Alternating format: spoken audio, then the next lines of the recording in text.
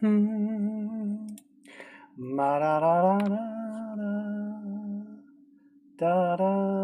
doing it again. It's saying upcoming. It's not upcoming. Oh no, there it is. That's me, isn't it? It's doing it again. It's saying upcoming. Yeah, that sounds like me, doesn't it? Coming on. Right. Sweet. Duskmourn. I am still a bit coffee. It's not getting worse. It's just not getting better, the coffee. So you just have to put up with a little coffee, a little bit. Not coffee, cough. If I say coffee, you think the drink, don't you? That's foolish. The cough. Yes, I was going to do it last night. Wasn't feeling so good last night, but hopefully we should be able to pile into it tonight and finish the whole thing off. Let me just go back onto my screen tonight and finish the whole thing. Yeah, I'm confident that I'm still going. My word, it says 3 people there at the top already. It probably means 3 copies of me, doesn't it, when it says 3 people. Sound off if you're in the chat. Shall we go back into the game? Oh, look at what I've done. Look at that. If you look down here at the bottom of the screen, no, not Fateful Showdown, underneath that, underneath the guy in the mine, look at that. I appear to have got 10k on all of my colour mastery numbers. Hello, the Hunter, welcome in. That took a lot of effort, that. Getting exactly 10k on everything. I've basically spent the last day doing nothing but mastering cards in order to achieve that. But I'm quite happy with it. It's nice. I did before, I posted this on the forum already. When I hit 30 million runes, I managed to get like 30 million runes, and I also managed to get a round number of jewels and nearly a round number of crystals. It's a thing that I like to do. So let's crack on with Duskmourn, shall we? We do have a mea culpa to come up with first. And I've literally only noticed this. I might have started this. I say I noticed it. It was my man Fabrizio who pointed this out to me. Otherwise, I would still be labouring under this misapprehension to this day. We had just finished doing the Overlords, hadn't we? A to Z. Show all cards. Overlords. Where are the Overlords? I believe this is what we've done. We've just done Overlord, Overlord, Overlord, Overlord, Overlord. Which means we haven't done Painter's Studio yet. Or no, I don't reckon. I would think I would remember the Paranormal Analyst if I do. He's definitely got a PKE meter. I mean, come on, I know they were leaning into this whole Ghostbusters thing, but that is absolutely a PKE meter that he's holding, isn't it? Anyway, yes, I'm afraid to say, and nobody pointed this out to me at the time, not that I was paying much attention to the chat, as I rarely do, but Overlord of the Baelmerk, who does cost 3 mana when he comes into your hand. I actually own this bad boy now. However, he does not put things into play. When this creature enters the battlefield or attacks, destroy the top 4 cards of your library. Then return the first non-avatar creature or Vanguard support card from your graveyard to your hand. Not nearly as fucking broken as I was thinking in the first place. You know, I just didn't read the card, did I? It's amazing what you find out when you read the card. Hello, somebody's asking a question in the chat. Yes, you may ask a question in the chat. Who is that? Iran. Welcome in. Yes, ask me a question. Go ahead. So we've done all of the Overlords. The Baelmerk, frankly, given that he's only putting things into your hand, isn't very exciting now, is it? You know? Because it's not a 3 mana 6/6, it's a 3 mana 1/1, isn't it? Who are the fastest readers in the world? Right, it's obviously spam, isn't it?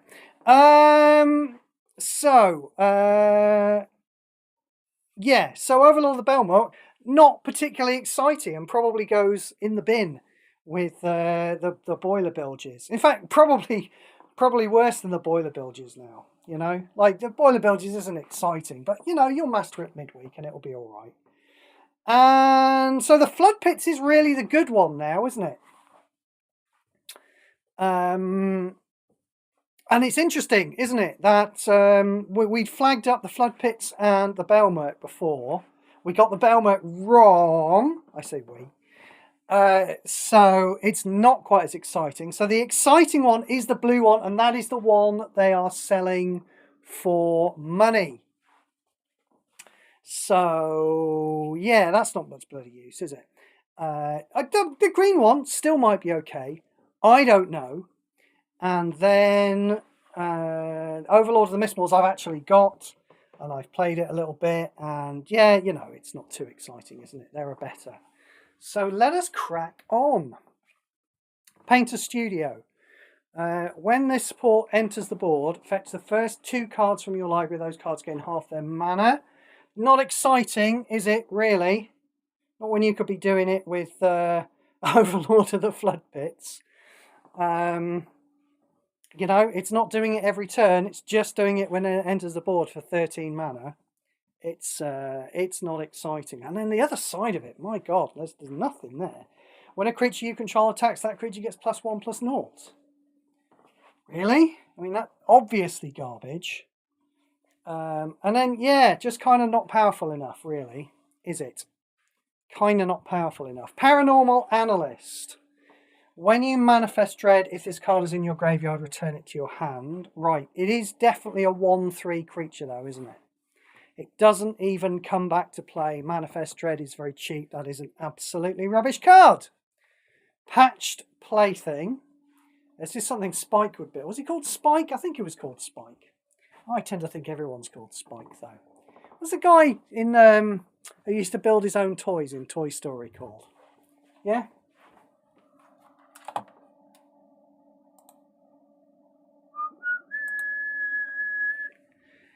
I do not know. So I'm just muting that guy in the channel because God alone knows why he's come here. If he don't play Magic Puzzle Quest, none of this is going to be any use to you in the slightest. So go find some Minecraft to watch or something. Patched Plaything. When this creature is reinforced, this creature gets -2/-2. Right, I see. Why not just let us have a 13 mana 4/3 with double strike? Why not try that? Not really had anything like that for a while, have we? You know, obviously crap. Hello, Shmara. Welcome into the chat. Not really had, like, you know, a mid-range double strikey thing. It would still be worse than Agris Kos. Just yeah, just get rid of the text there, and I'd be less offended. Patchwork I'm not really that offended by it. Patchwork Beastie, 1 mana. One for the combo players, maybe. It seems unlikely. This creature can't attack. Delirium, 12%, remember. When it enters the battlefield, this creature loses can't attack. I've no idea. Obviously garbage if you want to use it as a creature.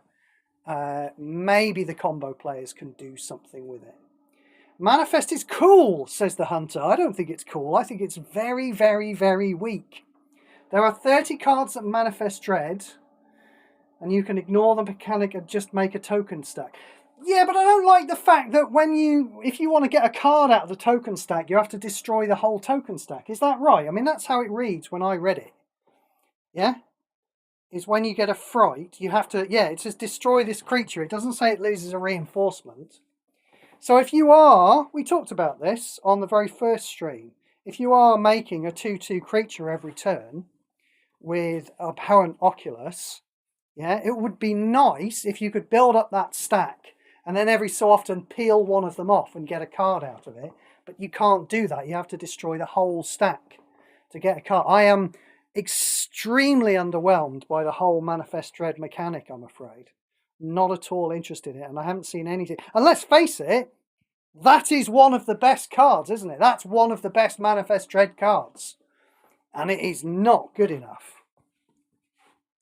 Where the hell were we? We got to Phenomenon Investigators. Right, this one was spoiled, wasn't it?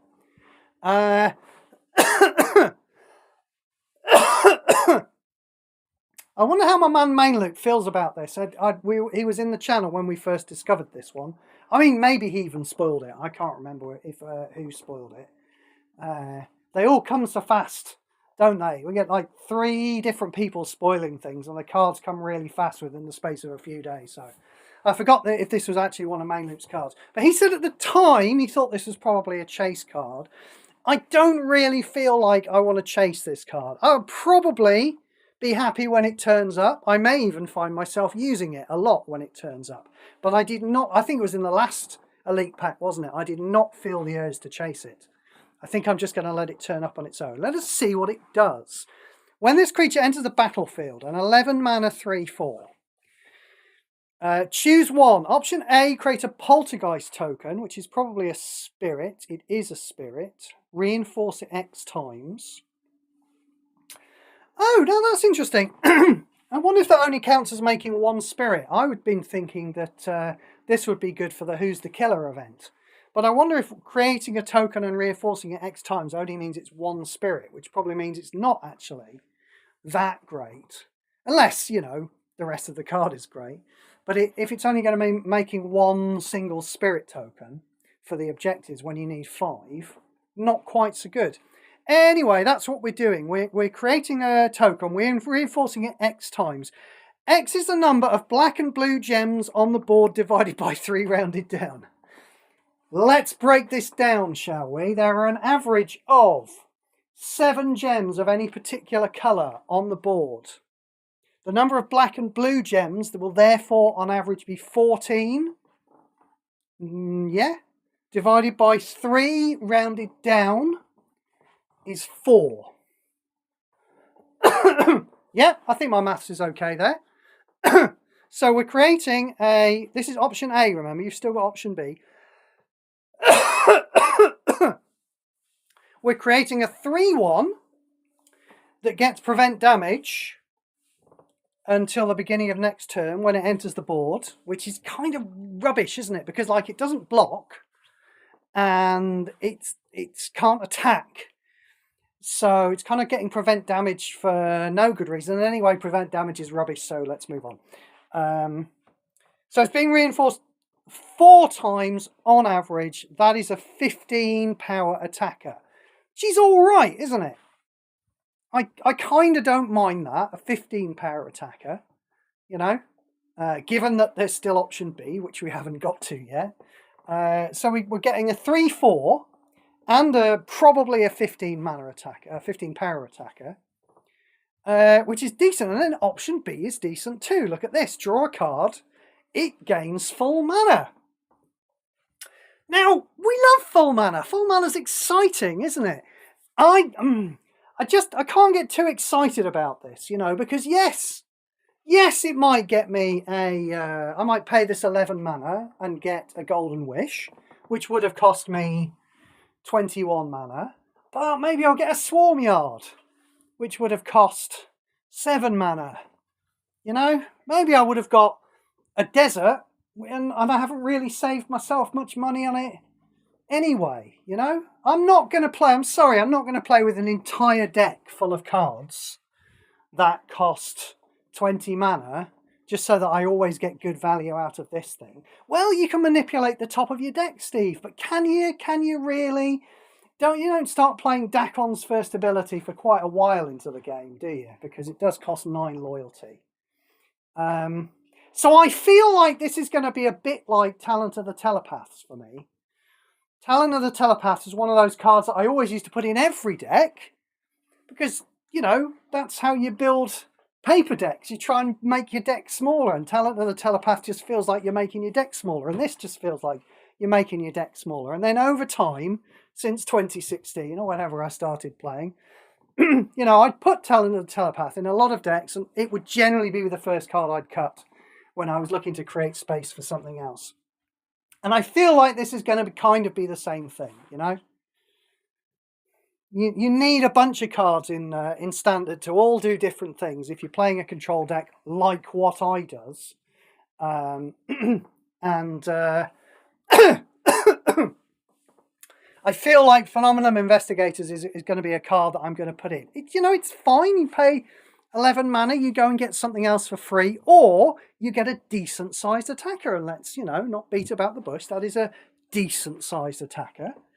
It's not a super dedicated attacker like Bloodthirsty Adversary or Archangel Elspeth, but it's a decent sized attacker. So yeah, I mean, this is good. I just don't see it as a chase card myself. Maybe I'm wrong, I mean, if Webcore print, 7 more copies of this, and you can you can make your deck into a deck with just 2 cards in it, then maybe. But I don't know. I don't see it as a chase card. But maybe it's absolutely amazing. What have we got? When this creature dies, create 3 gold tokens. Yeah, we don't care. Slightly above average. This is like super high, low shit tier. This is a 6 mana 3/2. Yeah, that's really at the high boundary of low shit tier. That is. Piranha Fly. This is a 3 mana 5/1. Yeah, I mean, they've not really tried to do this before, have they? This is the problem here. We've got quite a few creatures in this set. We just had that 1 mana one, and they're nominally beatdown creatures, aren't they? Worked great for me this weekend. Who was that? Sorry, the Phenomenon Investigators. Well, good. I'm glad to hear it. Yes, sorry, where was it? The Piranha Fly. We've not really had these small beatdown creatures with disadvantages. Again, this is something you can do in paper. This is not really something you can do in Magic Puzzle Quest. Because whoop-de-doo, you've paid 3 mana for a 5/1, but how many times has that got to attack your opponent to kill them? If you're attacking with a 2/2 in paper, 10 turns and they're dead. A single 2/2. And 2/2s aren't very good, are they, in paper? Let's face it. So, I don't know. I feel like maybe the ship has just sailed on beatdown decks. Back in the early days of Magic Puzzle Quest, there were some beatdown decks. We would play with Nahiri, wouldn't we? And she would give +4/+4 to all of her creatures in play. You could play with little weenie creatures. You could play with rebels back then, and then we move slowly onto slightly bigger creatures, that we would still play with Nahiri and she would still pump. But yeah, I feel like the era of actual beatdown decks has just gone. What was the last beatdown deck you actually saw? So I don't know. I don't know if you could even bring it back, though. Could you? Could you bring beatdown back? If you started, let's say they start making 8 mana 10/10s. Yeah? And they allow you to cram your deck with 8 mana 10/10s. I mean, do people even want to be playing against one of those? Are people just going to be... If they do make creatures large enough that you can kill somebody just by attacking with a bunch of creatures on turn 5 and 6... do people even want to be playing against that? It's worth thinking about, maybe. It is worth thinking about. But there's so much value. Playing with something like a Dragonhawk, playing something, slightly bigger than just a creature with beatdown that gives you a free card every turn, slightly more expensive, just seems like so much better a strategy. And it's all to do with those high Planeswalker life totals. So I think they might be flogging a dead horse with these slightly larger, very tiny creatures, myself. Again, the combo players might find something to do with the 1 mana one. They'll be less interested in the 3 mana one in that case, We move on. Popular Egotist. When a creature you control dies, this creature gains prevent damage. Then opponent loses 2 life and you gain 2 life. I mean, what's the point in that existing? Hey, what is the point? Possessed Goat, right? They're doing the spider eyes thing again. Activate white 1. 1 white. Activate 1 white. If this creature is not a demon, gets +3/+3 and gains the demon subtype. Otherwise, this creature gets +1/+1 until end of... I mean, this is basically the same type of thing, isn't it? This is a small creature, and it's supposed to be costed under its size, yeah? They're like saying, oh, well, we wouldn't normally give you an 8 mana 4/4, but look, if you do this ridiculously hard thing of popping and activate 1 gem, then you've got an 8 mana 4/4. Isn't that exciting that you've got an 8 mana 4/4? And we're all like, no, that is absolute crap. Sorry. Pyroclasm. Right. Obviously, I'm going to say the thing, right? Get your bingo cards out, because I am going to say the thing, right? But these are good numbers on this card. Yeah, this is a good card to play midweek. It's 8 mana, it's 20 damage to each creature. That's probably going to kill everything. I mean, the main problem with this card really lies less in the fact that it's a burn spell. And, here we go, I'm going to say it, get your bingo cards ready. The wrong amount of damage to do to anything is any finite amount of damage, because it might not kill it. But like, as you know, playing midweek, and you can lose a game every so often midweek, you don't mind. The problem with this card is that it's double-sided, really. You know, the 8 mana that you save not casting a Deem Inferior or a localized whatever it is for 13 mana, or a Chaos Warp, or a Requisition Raid, isn't really worth it when you kill your own stuff, you know. So, you know, it's all right, isn't it? It's all right just because the numbers are good, but, you know, damage is a bad thing to be doing. I'll tell you exactly what this won't kill, right? This won't kill 2 Galters. And that is not an unusual occurrence, is it?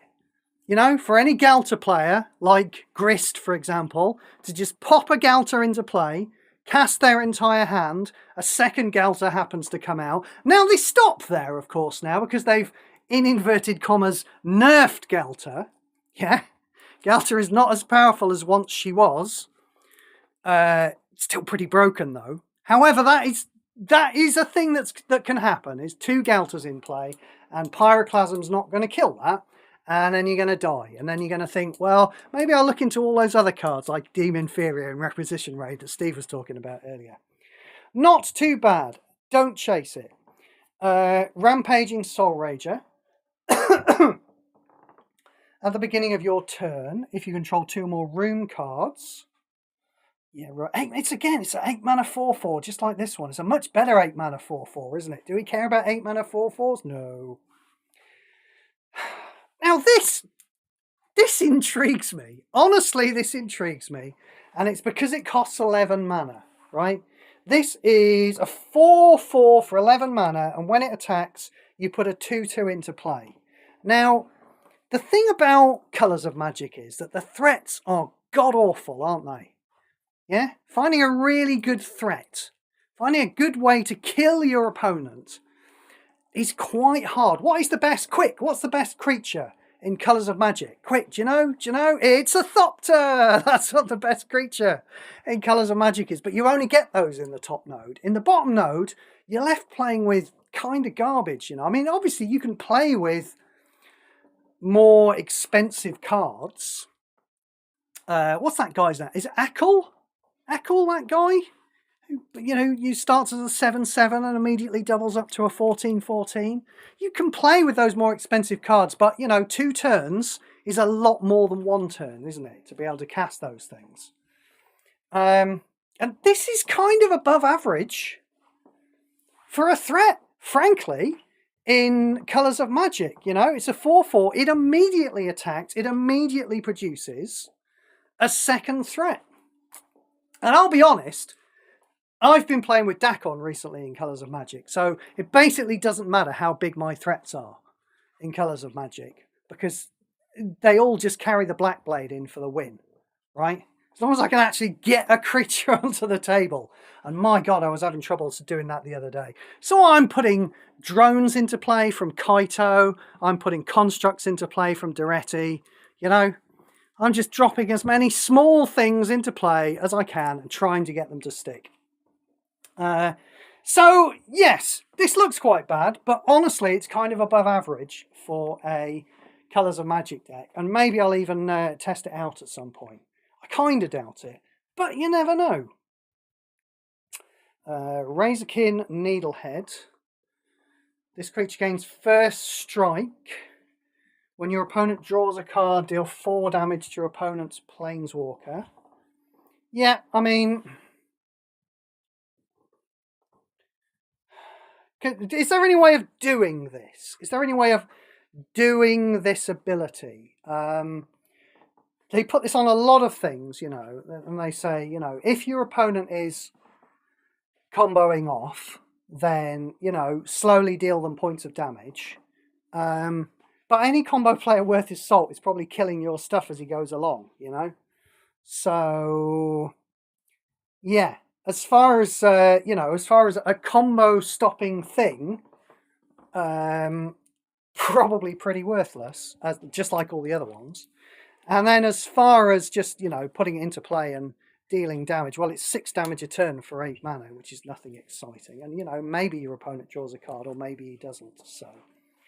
So again, just like we've had these in a few sets, haven't we? Definitely had some of these in Bloomborough. And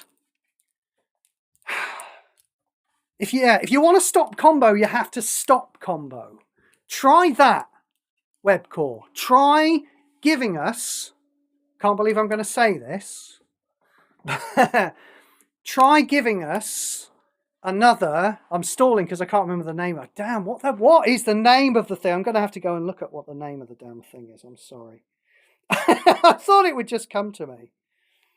But I cannot remember what the damn thing is called. Why is everything not come? Right, that's where it all is. It costs 10 mana, doesn't it? Are you all shouting it at me now? You should all be shouting it at me now. Test of Talents! I'm really sorry about that. That must have been very infuriating to sit through. But yes, if you want to stop combo, have a go at printing a Test of Talents, you know?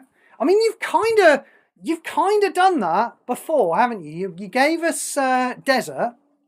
Now, Desert was, you know, oddly too narrow for combo decks and too broad for literally everything else. And too powerful. But, you know, that's the kind of thing we want to stop combo. So try giving us some more of that. Try giving us Test of Talents. I know they have. They've given us Strict Serenade, haven't they, in PM2. PM2's a little bit hard to get hold of, though, isn't it? You know, I mean, I think there's probably a big gulf opening up by now between the VIP players and the non-VIP players. I've got about 40 cards in PM2, and I am playing the game every hour that God sends them. Well, you know, there's only a limited number of crystals you can earn in a day, but, you know, before PM2, I was not playing all of the Rev Ps, and I was not playing all of the training grounds. I am playing all of those now, and I'm watching all of the adverts. So, and I still only have 40 of those cards. So Strict Serenade, quite difficult to get hold of. But that's my point. Stop giving us these things that just deal a little bit of damage to Greg while he's doing combo, and try something that actually stops the combo. Yeah?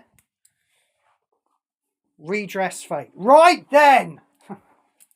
Now this one I know about, right? Because again, I have when I read this one, it didn't fully sink in what was going on with this one, because we have basically had something that looks very like this card before, haven't we? Let's go through it. Return all enchantment and artifact cards from your graveyard to the battlefield under your control. And then the overflow effect, basically does the same thing. Now, when I saw this, obviously it's got overflow on it, and that makes it better. But when I saw this, what I thought was, haven't we had this card before? And we kind of had. Oh, it's a spell. It was called Brilliant Restoration. Yeah?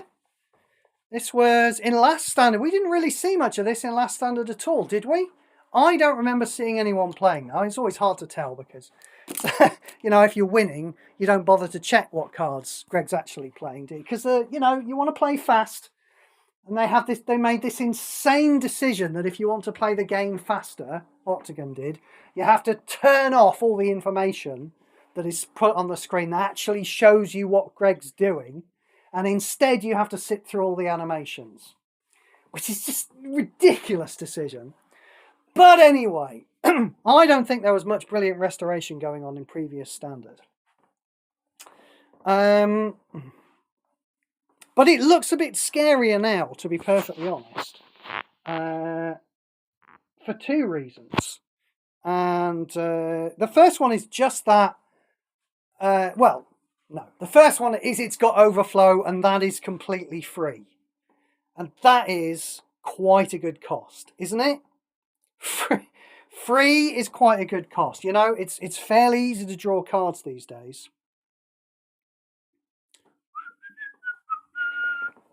You know, we've got all these very broken things, very, very broken things, like Volt Strider and Dragonhawk. I don't need to go through the list.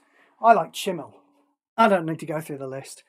The thing about Chimmel, to be perfectly honest, is that, again, in the previous standard, I wasn't so into Chimmel, to be perfectly honest. But, you know, as time has gone on and the number of very large, very broken cards has just gone up and up and up, you know, I find myself getting more into it. And I think that's really the thing with Redress Fate, you know, is, you know, we have just a lot of very, very large, very scary things. All of the, there's a lot of enchantment creatures in this set. They're all going to come out into play.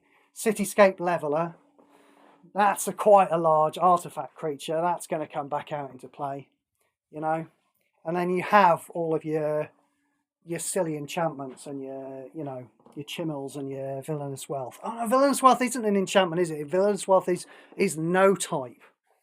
But, yeah, you know, your rooms are enchantments. Mind you, the 20 cost one is going to pop that out on the wrong side. I don't know. I mean, this does definitely seem like a chase card, doesn't it? It seems extraordinarily powerful. It can happen for free, which doesn't seem too hard with the ease at which we're all drawing cards these days. You know, 1-for-1s are dead now. This is the thing.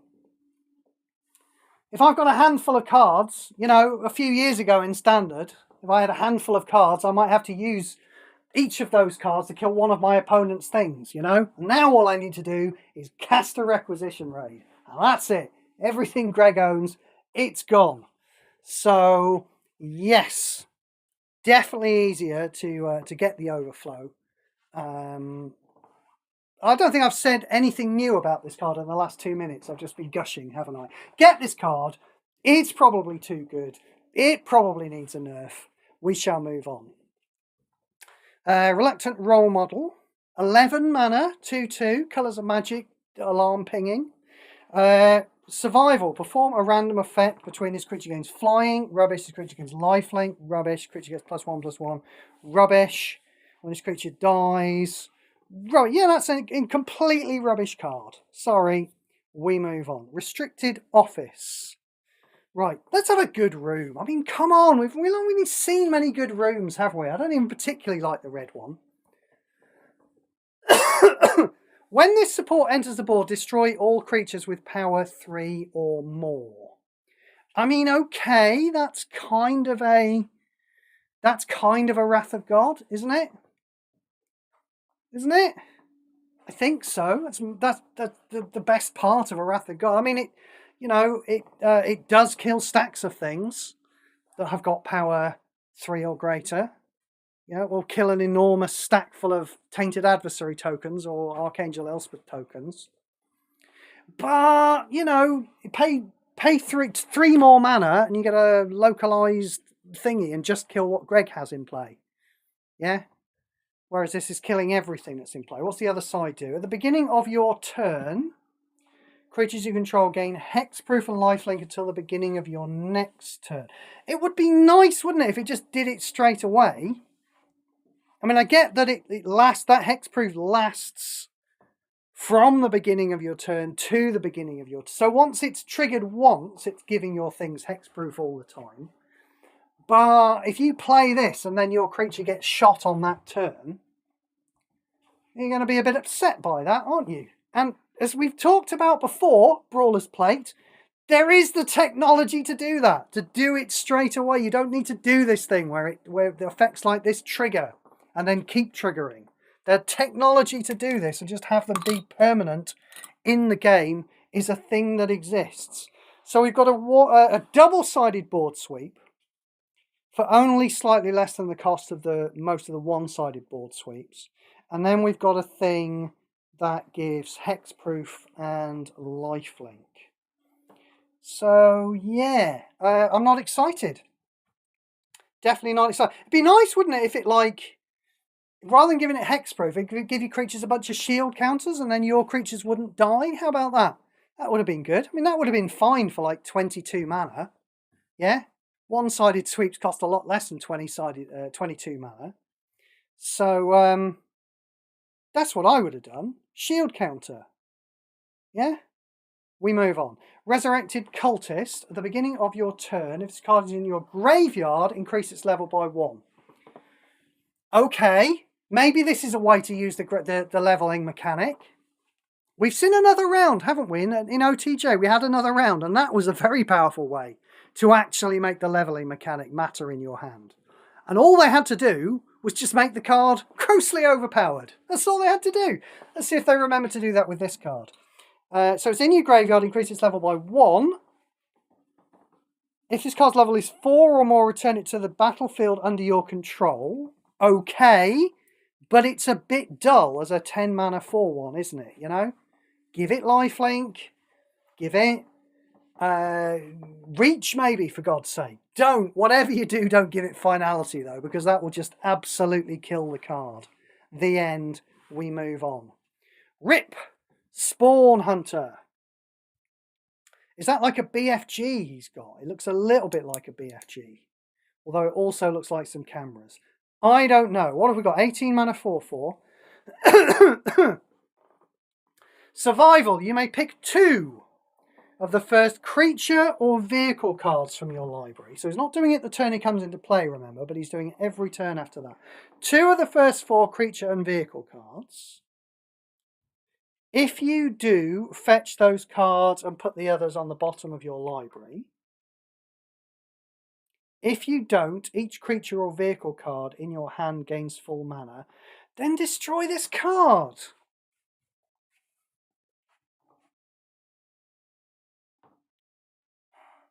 Right. So you can pick 2 cards.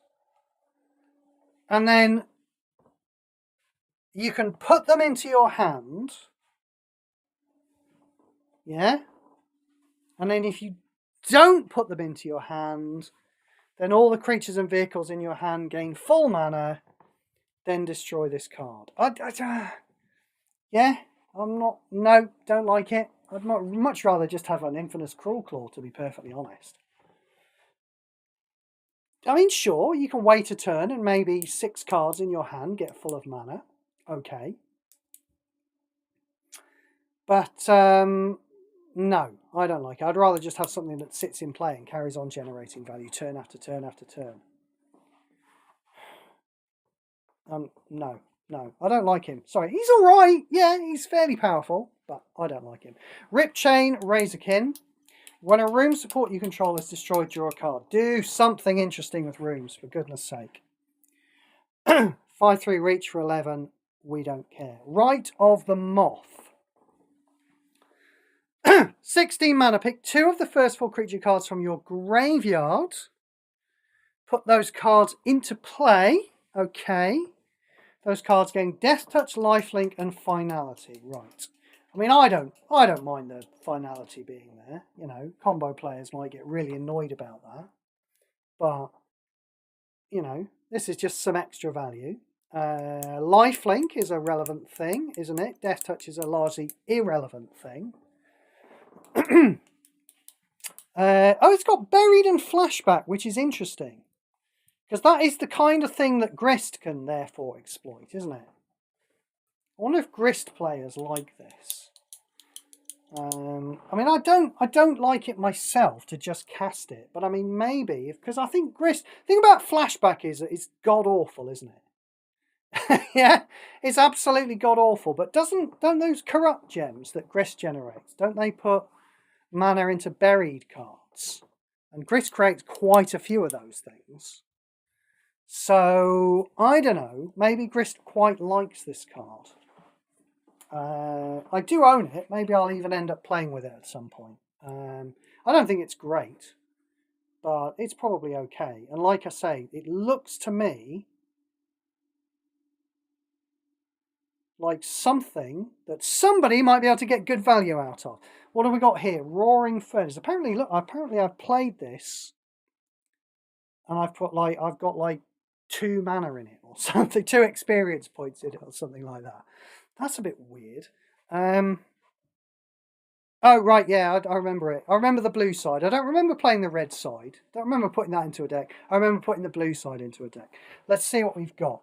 When this support enters the board, and at the beginning of your turn, deal X damage to target opposing creature. X is the number of cards in your hand times 2. So when you play it, and every turn, you can be doing like 10 damage to target creature. You'd be unlucky to deal 6 damage to target. That's okay, isn't it? I mean, this is less exciting than Desert. That's the thing. Yeah? Desert. I mean, Desert is tied to your loyalty. That's true. But I'll be honest, I don't usually have a whole lot of difficulty with that. Certainly not when playing with Golden Wish. But you know, even the rest of the time, you know, like I very rarely find myself in the position where I go, oh, will I use my loyalty to do this ability, or will I just carry on slaughtering all of Greg's creatures as soon as they come into play? Yeah, it's not really a decision you make with Desert a lot of the time. You mostly just kind of build up the loyalty, you know, unless you know it's not going to make a whole lot of difference because he's playing with Galter, you know, but even if he is playing with Galter, you're playing with Desert. Hey! So work that one out for yourself. So all the conversion is only generating loyalty for him anyway and not mana. That's what that means. So yeah, that to me, that looks like, you know, this quite nice front side looks just like an expensive Desert and much worse Desert to me. Let's see the other side. Steaming Sauna. The end of your turn, draw a card. That card gains half its mana. Okay, that's a mana filler giver. We're looking here. Over here we had like a much worse Desert, and over here we've got a worse Chimil. That's what we've got for only 3 mana less. And this one is more expensive than Desert. So, yes, these are nice effects, aren't they? But you really are paying for them. And as a result, I mean, I don't know. I mean, I guess the thing is, when I say you're paying for them, maybe you just aren't, you know. Maybe people are playing, these days, are playing with so many copies of the infamous Cruel Claw and Dragonhawk and other mana filler givers, the names of which escape me at the moment for getting permanents into play. Maybe they don't care about the mana costs of things. I mean, I find myself in this to a certain degree. Nicol Bolas, the Vanguard. I've been playing the Vanguard Nicol Bolas in standard events. Madren put me onto that. And he's too expensive. That's what I thought when I first saw that Vanguard Nicol Bolas. I thought, it's 20 mana, it's too expensive, you know? The first ability is kind of okay. It's nice to have there. The second ability is really good, but the Vanguard itself is too expensive. But then I realise I'm never paying for it. Yeah, I never put Nicol Bolas at the top of my hand and fill it full of mana. I pretty much always throw it away if it ends up in my hand. And the reason it comes into play is because I am playing with Golden Wish. So, I don't know. I mean, maybe people who are playing with mana filler givers and just dumping full mana into cards, maybe they're going to end up playing with this. I kind of doubt it because, you know, worse Chimel, worse Desert. But you never know. Because you do get, you know, if you want to pay 64 mana, you can have 2 copies of both of them in play. Yeah? 20, 32, 60, yeah, 64 mana, you can have 2 copies of both of them in play. But, who knows? Mana is cheap in this day and age. Root-wise Survivor. If you control a land, support this creature gets +3/+3. I guess permanent, yeah. I guess a bit expensive in it. Nobody's going to play it. Make it cost 11. This is exactly. If this cost 11, this is exactly the kind of threat that we might like to have in Colours of Magic. I've been playing that thing that gets +1/+1 when you draw a card permanently in Colours of Magic. That's how bad threats are in Colours of Magic. Admittedly, part of that is the urgent need to draw cards in Colours of Magic at the moment. We played Colours of Magic recently. I don't know if you noticed, but control decks are very powerful at the moment. It's very easy to shut your opponent down with cracks. Is it Cracked Skull? Cracked Skull and Painful Quandary together. There's a bit of a duo working in tandem, doing their thing. Just very easy to kind of wipe your opponent's stuff off the board. Quite difficult to put a decent sized threat onto the board. Make a creature that's 3/3 and it gets +3/+3 every turn. Yeah, and it's got haste and survival. I get that. That's clever. Haste and survival. That's good. Make that cost 11. But it doesn't. Sorry. Survival when you return the first creature card with mana value 12 or less from your graveyard to your hand. I doubt it. Not without haste. Give that haste. Yeah, we might be able to talk about that then. People will be playing that in Colours of Magic then, if that had haste. Without haste, probably not. But, you know, somewhere in the low shit tiers, you know. Maybe he even gets to low mid shit tier. Maybe he even gets to mid shit tier. But shit tier. Saw. At the beginning of your turn, the first creature gets +2/+0. Yeah, Brawler's Plate. If I'm begging you to read Brawler's Plate, Webcore, and just take in what it means. When your first creature attacks, draw a card. Okay.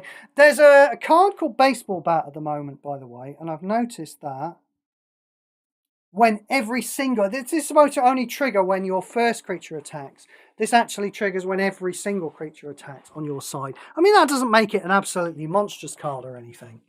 But just something to bear in mind that anything that says at the moment when your first creature attacks might be bugged in the same way and might turn it into a thing. Where did we get to? Restricted Office. Saw. When your first creature attacks, draw a card. Yeah, that's not very exciting, is it? Even if it was broken. When this creature dies, oh, no.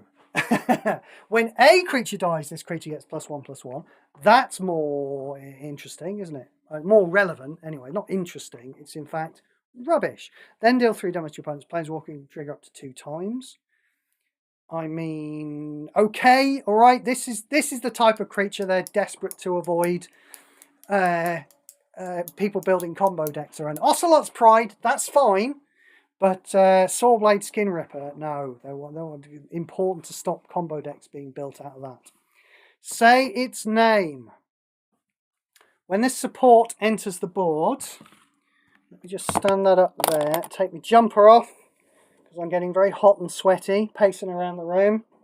Turn the heating off, that's the thing to do. When this support enters the board, destroy the top 3 cards of your library. We're paying 12 mana for this. Then return the first creature or support card from your graveyard to your hand. Right, not particularly interesting. So we're destroying 3 cards, and then putting the first creature or support from your graveyard to your hand. You're not getting a choice of what it is. It's a common. Obviously, it's going to be rubbish. At the end of the turn, because it's for the Commoner's Cup, at the end of the turn, if this support has 9 or more shield, I mean, this better be good. What's this going to be? Like a 4/4 creature? Yeah, is that what it's going to be? Like a 3/8 creature, is it? What's this exciting creature going to be? Fetch the first card named Eltonac, thrice called from your library. Oh, okay. It's not even creating it itself. It's going to fetch it from your... So we better go and look at what that is. So if you play 3 copies of this, you can have an Eltonac the thrice called. We better just go and check what that is. It's a 9/9. That's not very interesting. Right. Uninteresting. We move on. Scrabbling Skullcrab. Did I mention the other day, somebody said there's a sound effect. I don't know if they're winding me up, but somebody says there's a sound effect when you play an eerie card in the game. I never have my effects on, but maybe they're winding me up. I don't know. So this is something we've seen in paper before, isn't it? The you know, what an effect triggers. You've got a 0/3 creature, 0/4 Hedron Crab. That's the name of it. Yes, you've got a 0/3 creature, and it triggers and it mills your opponent's library. And of course, in paper, that's relevant, and in Magic Puzzle Quest, it's irrelevant. We move on. Screaming Nemesis.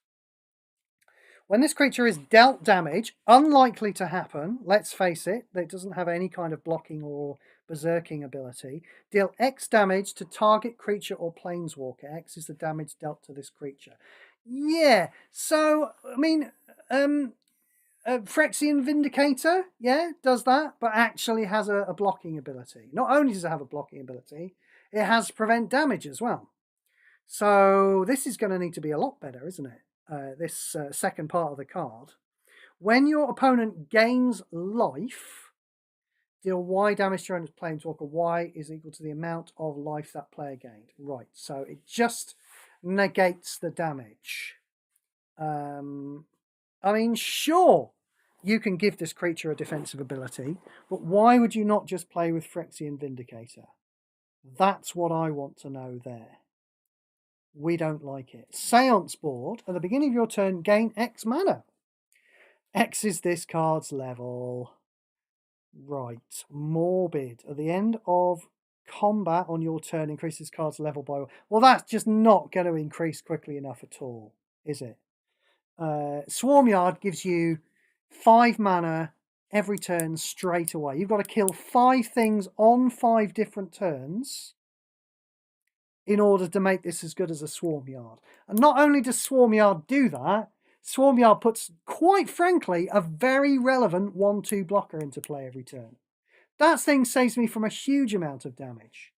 I have never even tried to play Swarmyard with a rat, squirrel, insect, or whatever the hell the 4th type of card is. Do you know what I mean? I mean, I know it fetches Crow Whipcrackers. There will be good creatures that Swarmyard gets, but I haven't even tried playing it with a specific creature in my deck, because I like those little menacing spiders, the Golgari spiders it produces so much. So, in conclusion, Seance board bad, Swarmyard good. Go and get Swarmyard. That's my advice. If you're looking for chase cards from this set, Swarmyard from the last set. That's what I would say. Secret Arcade. Now, I like the fact that Secret Arcade is an arcade. It's a haunted amusement arcade. Look, it's got an air hockey table and everything. And you can't really make out, well, I can't really make out because I haven't got my glasses on. Can't really make out the names of any of the games, but I think you probably won't be able to make out the names of any of the games. But I like that. It's a haunted amusement arcade. They all look like glimmers, the ghosts, though, in there. They all look like nice ghosts, don't they? Maybe they wanted to make the haunted amusement arcade more appealing. When you cast a non-spell card or reinforce a non-token creature against the enchantment subtype. Right, well that clearly isn't anything, but it presumably combos with the other side of the card. Eerie, your first creature gets +X/+X. When an aura card or enchantment card enters into play under your control, your cards with Eerie perform the associated action. So when I play this Dusty Parlour for 12 mana, my first creature gets +6/+6. Oh no. Yes, it does. Yeah. I play this Dusty Parlour for 12 mana and my first creature gets +6/+6. Yeah. And then every other aura or enchantment I play is pumping up my first creature. I mean, that seems reasonably powerful, doesn't it? You know, I don't see any reason to play this rather than Elspeth, who creates the creatures as well. That's the key thing for me. You know, Elspeth also puts an enormously huge attacking creature into play, but she also has the creature. This does not actually create the creature, does it? It just pumps up the first creature that's there. So that's the killer there. But, I mean, that does seem like it is going to produce a fair amount of power. I mean, I'm not sure I care about the Secret Arcade side of it. You can see that the two sides combo. Clive has been working overtime there. But for 27 mana, really? So it's really just about the Dusty Parlour, to be perfectly honest. But yeah, you know, that's going to produce a certain amount of power and toughness. So, I mean, maybe the Pajami players will like it. I think the Pajami players are probably going to prefer that other one that turns their 1/1s into 4/4s. But maybe the Pajami players will like this. Maybe they'll even play with both of them. Who knows? They did a good job designing Commoner's Cup, says Sarah. Get the hell out. Get the hell out of my chat, Shmara.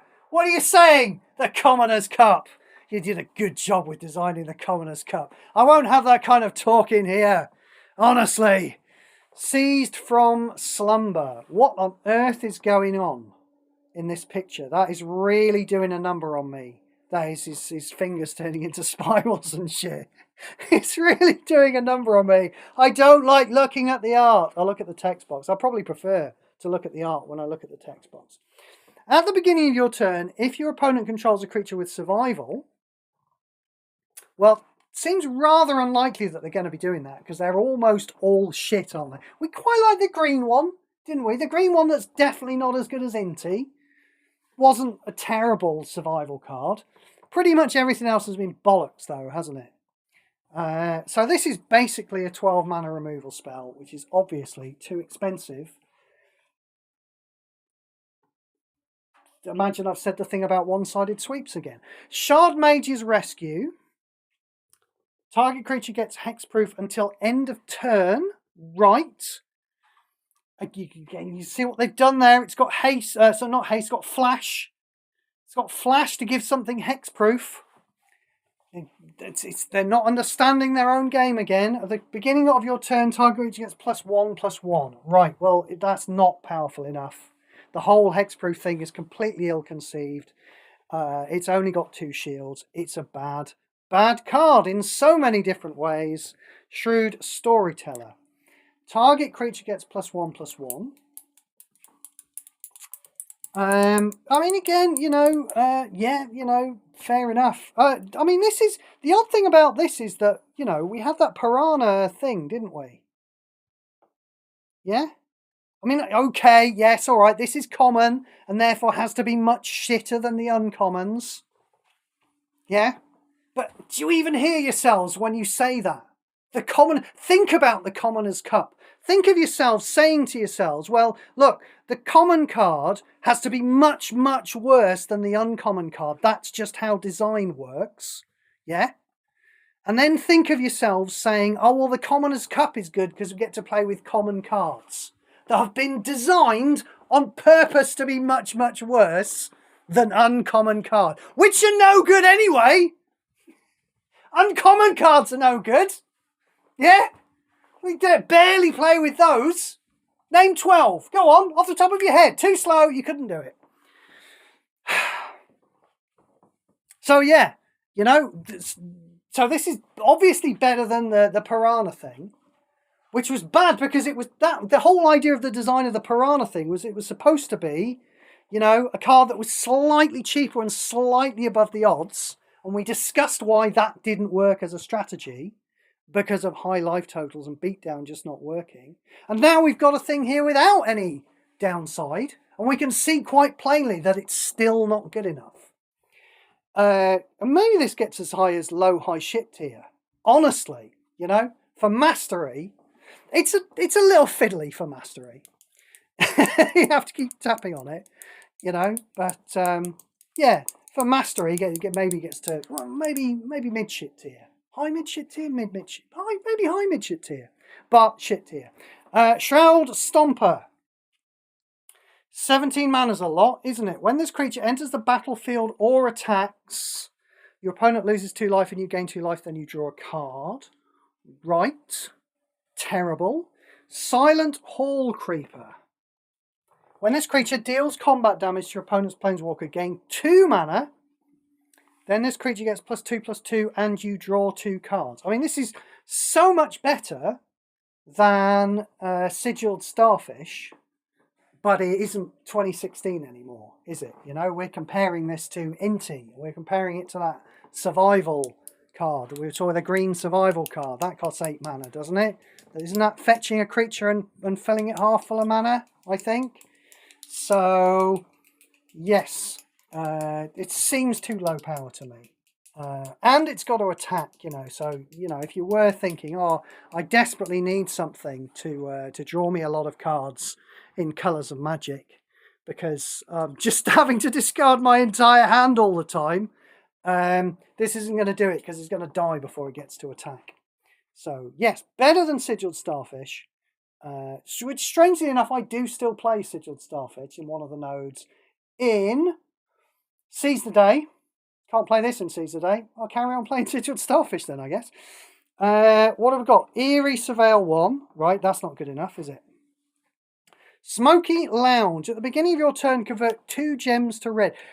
I wouldn't mind that. I wouldn't mind having a land that's a room. That's okay, isn't it? But only 2 gems is not good enough, is it? You know? When we can convert 4 gems with the Investigate lands, which, okay, are probably a little bit too good. But yeah, I'm sorry. For 7 mana, 2 gems to red, not really powerful enough. What is the other side? When a support enters the board, create a Glitch Spirit token. It's a 1/1, gets +1/+1. Yeah, too low power. Just put better things on rooms, please. Spine Seeker Centipede.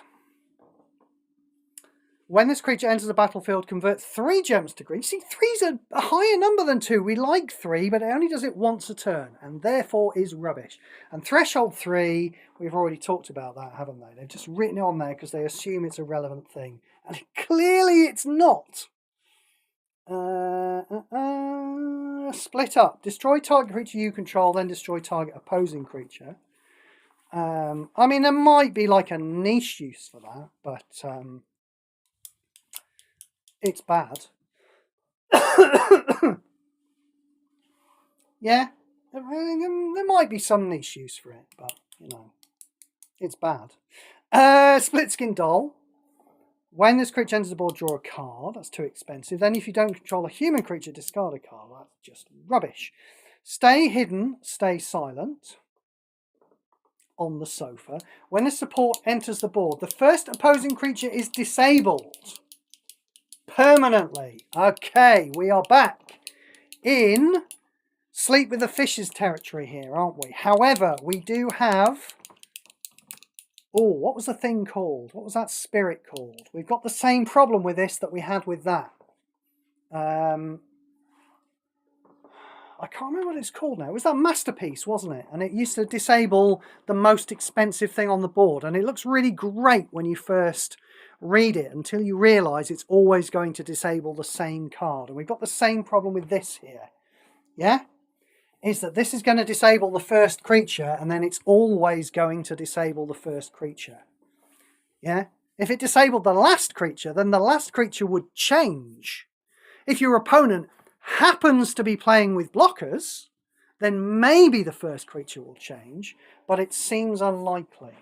So, yes, kind of what you've got here is a rubbish version of Assimilation Aegis, isn't it? That's what it seems like to me. For about the same cost, it basically seems like a rubbish version of Assimilation Aegis. And yes, we've got Manifest Dread, which I don't like, as you know. Surgical Suite. At the beginning of your turn, creatures get +1/+1. Not good enough. Especially for 9 mana. I mean, we've already seen 2 different cards that cost about that much in white that Pajami might think about playing with. He's not going to think about playing with this one. And then the other side, when a support enters the board, return the first creature that costs 12 or less from your graveyard to the battlefield. Doubt it. Doubt it. You're not really getting... This costs 11, you're getting something that costs 12. I'm not really seeing it. Again, it just seems a bit low power. I don't know. Maybe they've tested these rooms, and, you know, the fact that you get 2 copies of both sides maximum, you know, perhaps that's really great. Perhaps they all play so much more powerful than they look. But whenever I say that about a mechanic in a set, oh, well, maybe this plays really well, it always turns out to be absolute fucking garbage, doesn't it? Suspended Sentence. Now, I would prefer this. Oh, okay, no, right, okay. So when I thought he was hanging from the ceiling, but now when I zoom in on the art, he's actually hanging upside down in a pit of things. You know, so when I thought he was suspended from the ceiling, I thought, well, it doesn't really work that well because, you know, it looks like maybe he's standing on something you don't know. But when you actually see the art and you see that he is, in fact, suspended over a pit. Get on with it, Steve. Okay. When this support enters the board, 5 shields, 10 mana, flash. Oh, it's got the level counter on, which is usually a bad sign. When this support enters the board, destroy target opposing creature. Right. Okay. Little bit low power, but there's loads more text on it. Then your opponent loses 5 loyalty. I mean, okay. That's not very interesting, but there's still more text. At the end of your turn, increase this card's level by 1. Then if this card's level is 4 or more, you may return this card to your hand. If you do, it gains full mana.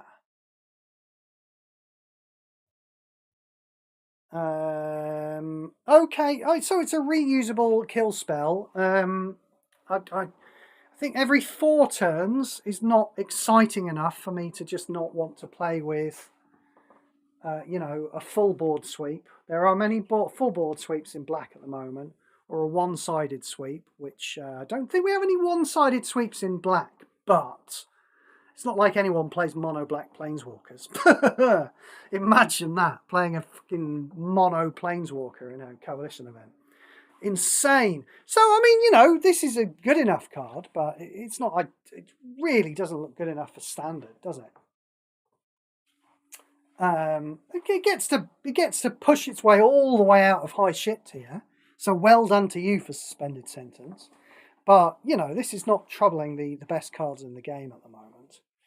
Here's the Jolly Balloon Man. Right? Is he jolly? I'm not sure he's jolly. That is not the word I would use to describe the Jolly Balloon Man. What have we got? 10 mana, 1/4. Activate 1 of each colour.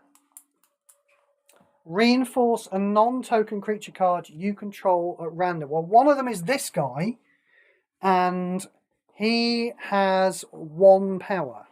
So that's as far from exciting as it could possibly be, isn't it? Then that creature gets flying, lifelink, and imminent fucking death. Jesus Christ, what a piece of shit. We move on. The Lord of Pain. What have we got here? 12 mana 5/5 haste menace. Players can't gain life, right? Not particularly interesting. When your opponent casts a card, here we go. Deal X damage to your opponent's planeswalker and destroy 5 random gems. Right. Problem here, they haven't thought of this, have they? Is that when an effect controlled by you destroys gems on your opponent's turn, if destruction causes a cascade, they get the mana from it. They did not think it through, did they? So this is a card that generates mana for your opponent. It does deal him a bunch of damage. Okay, so maybe they have thought it through. All right, fair enough. So whenever he plays a card, you deal your opponent damage equal to that card's base mana cost. But it can only trigger once a turn. What's the point of that? So you'll be giving Greg Cascades.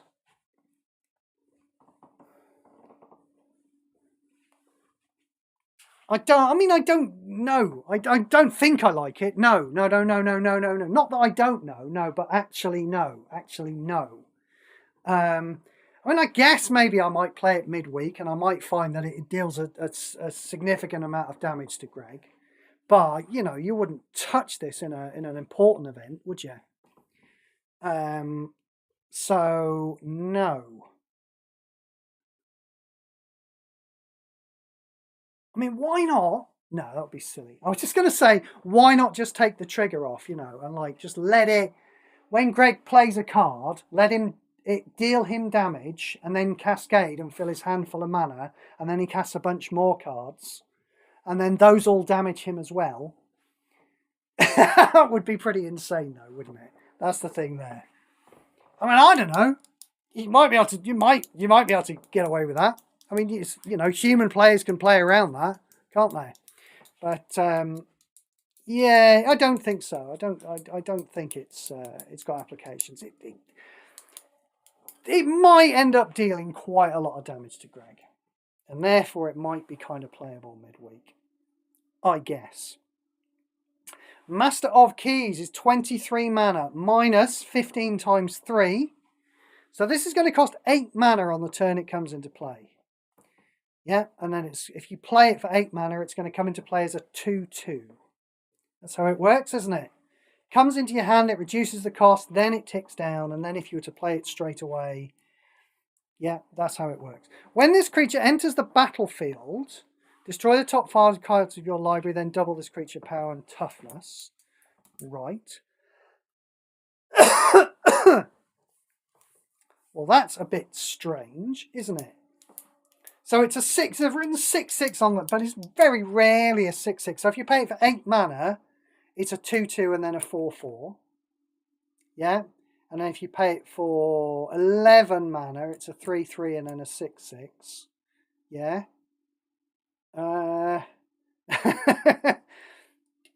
I feel like, just make it cost a sensible amount and give it a fixed power and toughness so we don't have to worry about it. It doesn't. The difference between a 2/2 and a 6/6 or even a 10/10, is not going to be as important as when this creature attacks, return the first enchantment card from your graveyard to your hand. It gains full mana. So fully in mana filler giver territory here. It's only doing enchantment cards. It is an enchantment itself. So if you did happen to have some Master of Keys, what happens if it just sprogs into play? So if it did fetch itself from the graveyard,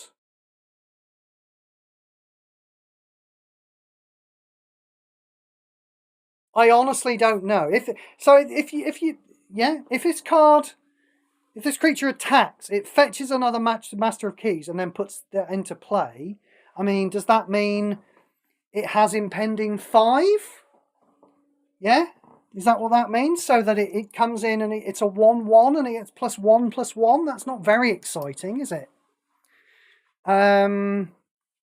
It does destroy another 5 cards from your library, which might give you some more enchantments. Seems a little bit limited, to be perfectly honest. Just getting enchantments as a mana filler giver, when you could be playing with. a better one. Seems a little bit limited. I'm not excited. The Mind Skinner. I can't tell what the hell's going on there. It just looks like he's smoking a fag on that one, doesn't he? Oh, we've seen this one. Yeah, this is one of the spoilt... Oh, I'm terribly sorry. Somebody's just saying that I'm being clicky. It's because I'm walking around with a biro in my hand and I'm clicking the cap on and off. I deeply apologise for that. Sorry. We've seen the Mind Skinner on one of the spoiler videos. And I was rather surprised by the spoiler video. Was this Nalthazar? I think this might have been Nalthazar. I was rather surprised by it. It wasn't Goz. Anyway, that's what I remember.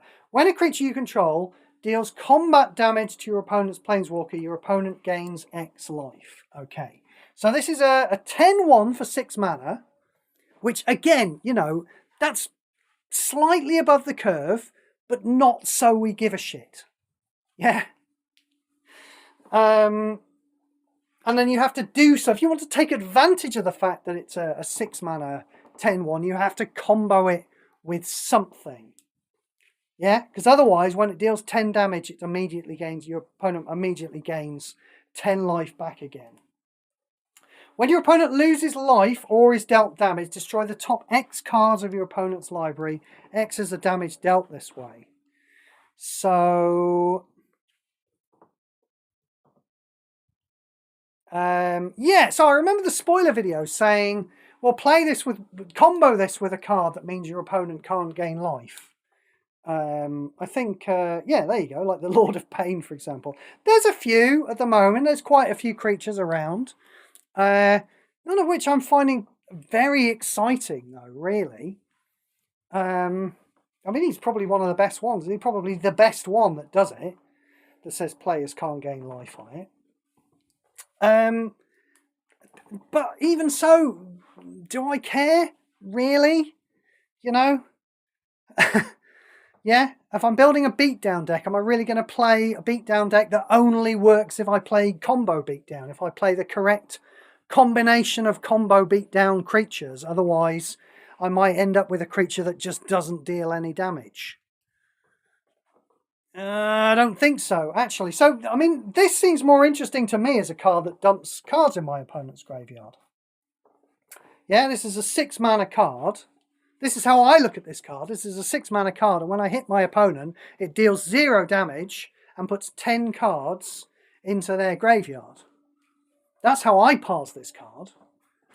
And it's probably still shit like that, isn't it? I mean, I don't know. I really don't know. Like, there's no inherent value to filling Greg's graveyard full of cards. It all just really depends on whether there are other cards and other effects that care about it. You know, maybe some Ashioks, or maybe some Jace Vanguards or something. So I don't know. I can't really evaluate this. It seems terrible, but maybe it combos with something. Like I said, I think the beatdown combo thing is a terrible idea. And I think that the dumping cards and the graveyard combo thing is probably a terrible idea. It still doesn't have haste, incidentally. It can still get shot. But it seems like it might be a better idea than the other terrible idea. We move on. The Roller Crusher Ride. This card cannot currently... I've realised I'm clicking again. I've picked up some pens again. Sorry, people, if I'm getting terrible clicking noises on the end of the line. I'll try and stop fidgeting. What's got into me today? The Roller Crusher Ride. Let me have a little glass of water here. Nom nom nom.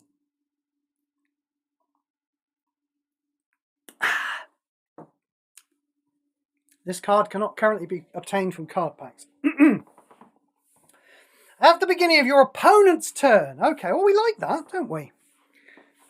Supports usually trigger at the beginning of your turn. They might get blown up before they do anything. At the beginning of your opponent's turn, deal X damage to your opponent's Planeswalker. This is starting off well. X is equal to the number of creatures your opponent controls, including their reinforcements. Right. And then it says full stop, because after that it says delirium, which means that that's only going to trigger 12% of the time. So really this is a card that does almost no damage to your opponent. We'll read the delirium thing just for shits and giggles. Delirium X is equal to the number of creatures your opponent controls times 2. Bag of shit. Sorry. Bag of shit. What have we got here? The Swarm Weaver. When this creature enters the battlefield, create 4 Golgari insect tokens. Right, a bit dull. Are they 1/2? No, they're not even reach tokens. They're not even the cool spiders. They're literally just 1/1s. At the beginning of your turn, your insect and spider creatures get +1/+1. Right. I mean, I don't know. My spider tokens get bigger every turn anyway because Swarmyard is a good card, unlike the Swarm Weaver. Then, each creature you control gains Death Touch. Yeah, I mean, this card really seems like it's been designed to play with Swarmyard, but all the power from this combo is coming from Swarmyard. Delirium black or green, 24%, not 12%. Delirium for 2 colours. Your insect and spider creatures get +3/+2. So, yeah. Like I say, it looks like it's been designed to play with Swarmyard, but Swarmyard is doing all the heavy lifting. So just find a better card to play. I mean, you know, you could play this and Swarmyard, or you could just play Elspeth and Swarmyard. Yeah? just get massive creatures out like that. How about that? The Tale of Tamio. Destroy the top 2 cards of your library. That's a very bad start. There's nothing on chapter 1. Destroy the... Oh, Jesus Christ. Oh my God, no. I mean, this better put them all into play for free, hadn't it? Yeah, it better had. Turn the top first 4 cards from your graveyard to your hands. Those cards gain half their mana rounded down. Right. No. No. The Wandering Rescuer. This is, in fact, the Wanderer. Who, again, one of these characters who used to be a Planeswalker. We've seen the Wanderer. In fact, there might even be a Wanderer Planeswalker. Is there a Wanderer Planeswalker? Can't remember. There's definitely a Vanguard.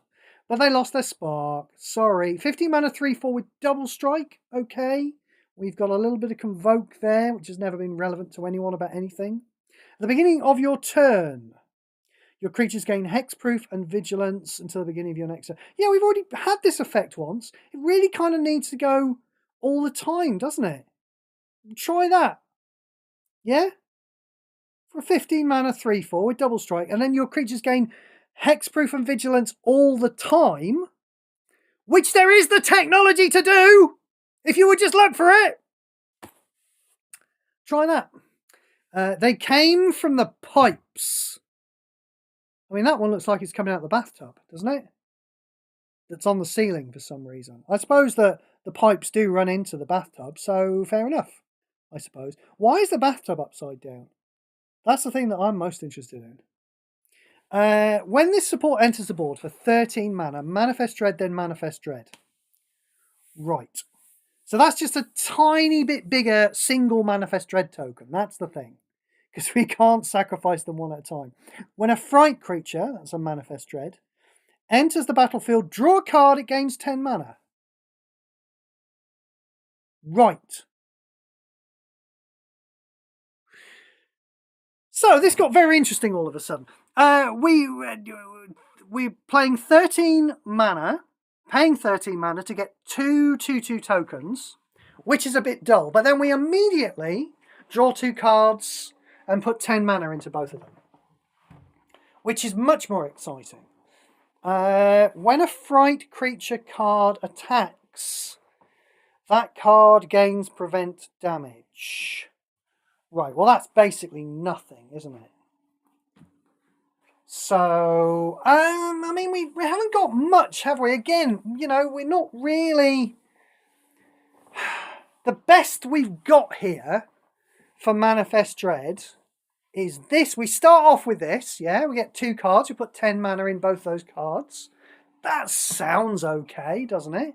It's obviously not as okay as the Blue Overlord, but they're charging money for the Blue Overlord, so the Blue Overlord has to be better than this. And then maybe we're playing with that 7 mana 5/5, the abhorrent thingy. that just manifests dread every turn. It doesn't manifest dread every turn, but it might if you've got enough cards in your graveyard manifest dread every turn. So, but then most of the manifest dread cards are shite. That's the thing. How many cards actually manifest dread every single turn? I can't be bothered to look them all up. Look them up yourself. I mean, this is... yeah, just look them up yourself.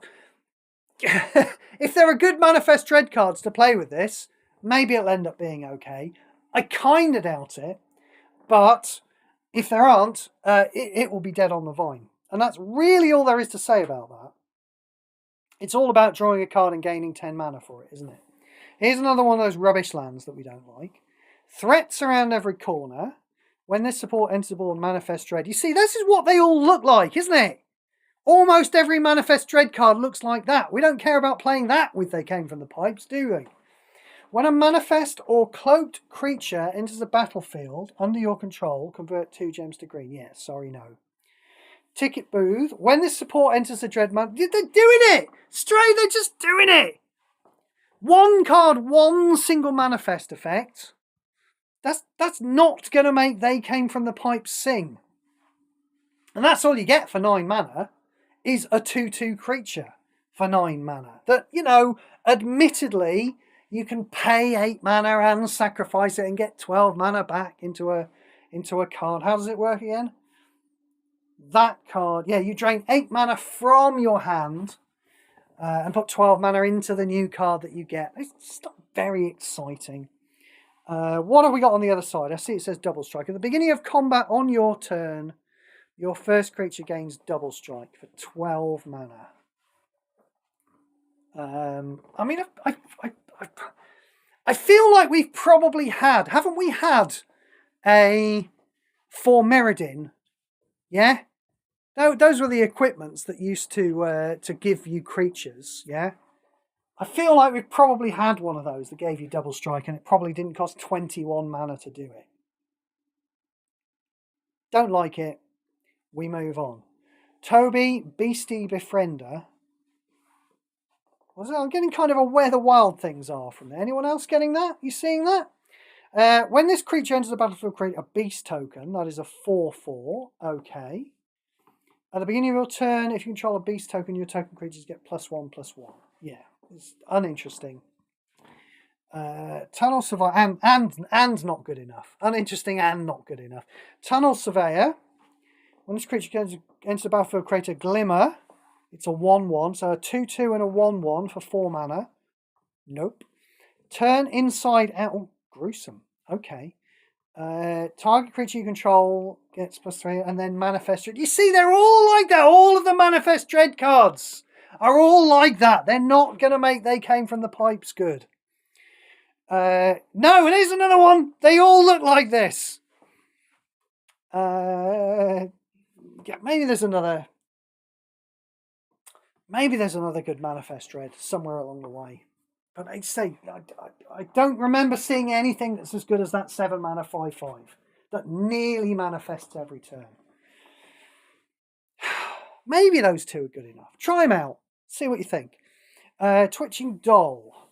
At the beginning of your turn, convert 2 gems to the most present colour on the board. Right. That's not really enough, is it? We'd have preferred more than that for 10 mana, wouldn't we? More than 2 gems.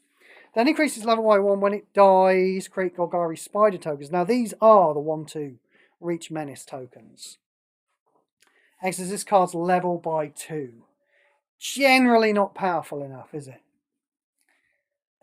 Generally not. What have we got here? Tyvar has got Bravery. Right. Oh, is he not a Planeswalker? Right. Nobody a Planeswalker. Jace is a Planeswalker. Oh, Kaito's a Planeswalker. That's right. Somebody's a Planeswalker. There's 5 of them, all went to Duskmourn. And obviously Tyvar, Nico, Zimone. Was Zimone ever a Planeswalker? And the Wandering One. They've all lost their spark. I think Kaito can still actually Planeswalk, though. And everyone else, this is what they've invented this thing. This is why Duskmourn has these doors and they open into other planes. to allow non-planeswalkers to walk around. I think maybe they had a problem with planeswalkers, that they were getting too powerful, so they needed to bust them down. So that's what the whole Phyrexian War was about, was extinguishing a bunch of sparks.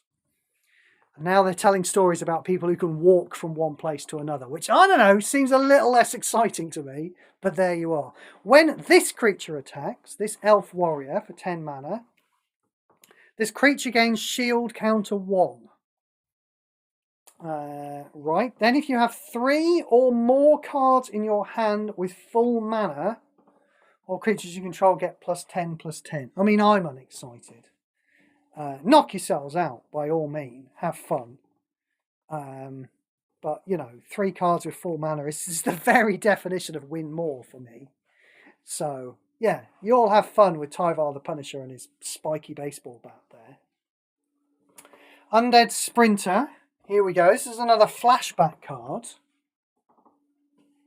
How many cards have flashback in this set? Because I can remember seeing 2.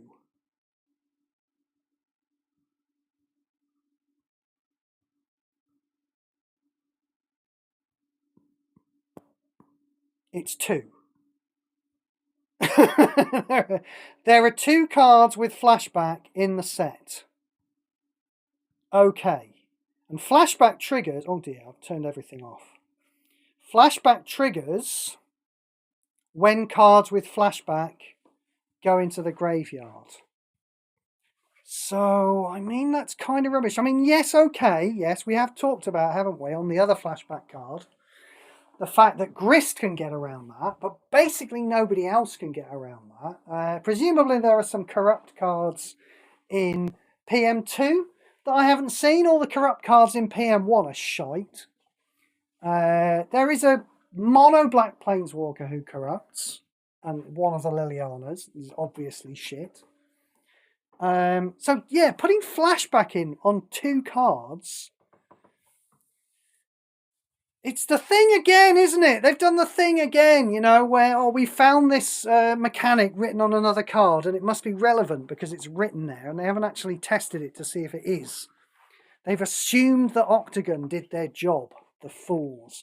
At the beginning of your turn, each creature card in your hand without flashback gains buried 6 and flashback. Right. Does it matter? The creature card in your hand. Oh, right. Okay, yes. So, I mean, right. Having said all that about flashback, this is a card that works with itself. So it's giving the cards in your hand, just the creature cards in your hand, flashback, and then when they go to the graveyard, which they're not going to do straight away, are they? Because you're going to cast them and you're going to hopefully have them stay in play. So that sounds a bit slow. But at least he is generating flashback cards, which are eventually going to go into your graveyard and may eventually pay for a 15 mana, oh no, a 10 mana card, 2 at a time. Doesn't sound great, does it? And it's a 2/2. Is there more? So everything's getting buried 6 and flashback. But the thing is, if you've got a lot of cards with flashback in your graveyard, only the first flashback card gains 2 mana. So that's not very exciting. But giving buried 6 to a bunch of stuff, I don't know. Again, Grist is the only thing that I think is interesting with that. All of the creatures in your hand get buried 6. Grist is making corrupt gems. Seems unlikely. When you cast a creature card from your graveyard, that card gains haste, then creatures you control get +2/+1. I don't know. I don't know. Play it with Grist, see what it's like. It seems like it's going to be subpar, but I don't know. I don't really play a whole lot with Grist. I'm always genuinely quite surprised at how much stuff, just random spells and things I keep casting from my graveyard with Grist from those corrupt gems. You know, obviously I'm aware that Grist pops creatures from the graveyard into play. But I'm always surprised at how many spells I cast from my graveyard as well with those corrupt gems. So I honestly have no idea. Maybe this will turn out to be a thing with Grist. Try it out and see. Under the Skin, yeah, it's another one of those Manifest Dread cards. Looking out, we're looking hard. Now that we've seen they came from the pipes, we're looking hard for a Manifest Dread card that might be good with it, and they're just not turning up, are they? Random creature from your graveyard to your hand, yeah, we don't care. This support ends the board Surveil 2, that's not enough, even for 5 mana. Make it draw a card, how about that?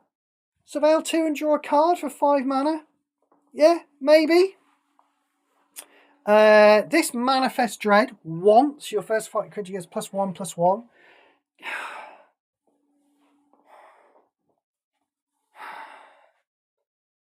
I mean, we're at you now. We've nearly finished. Look, 244 cards out of 277.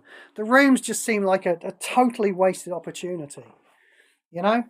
So much text you can write on those cards.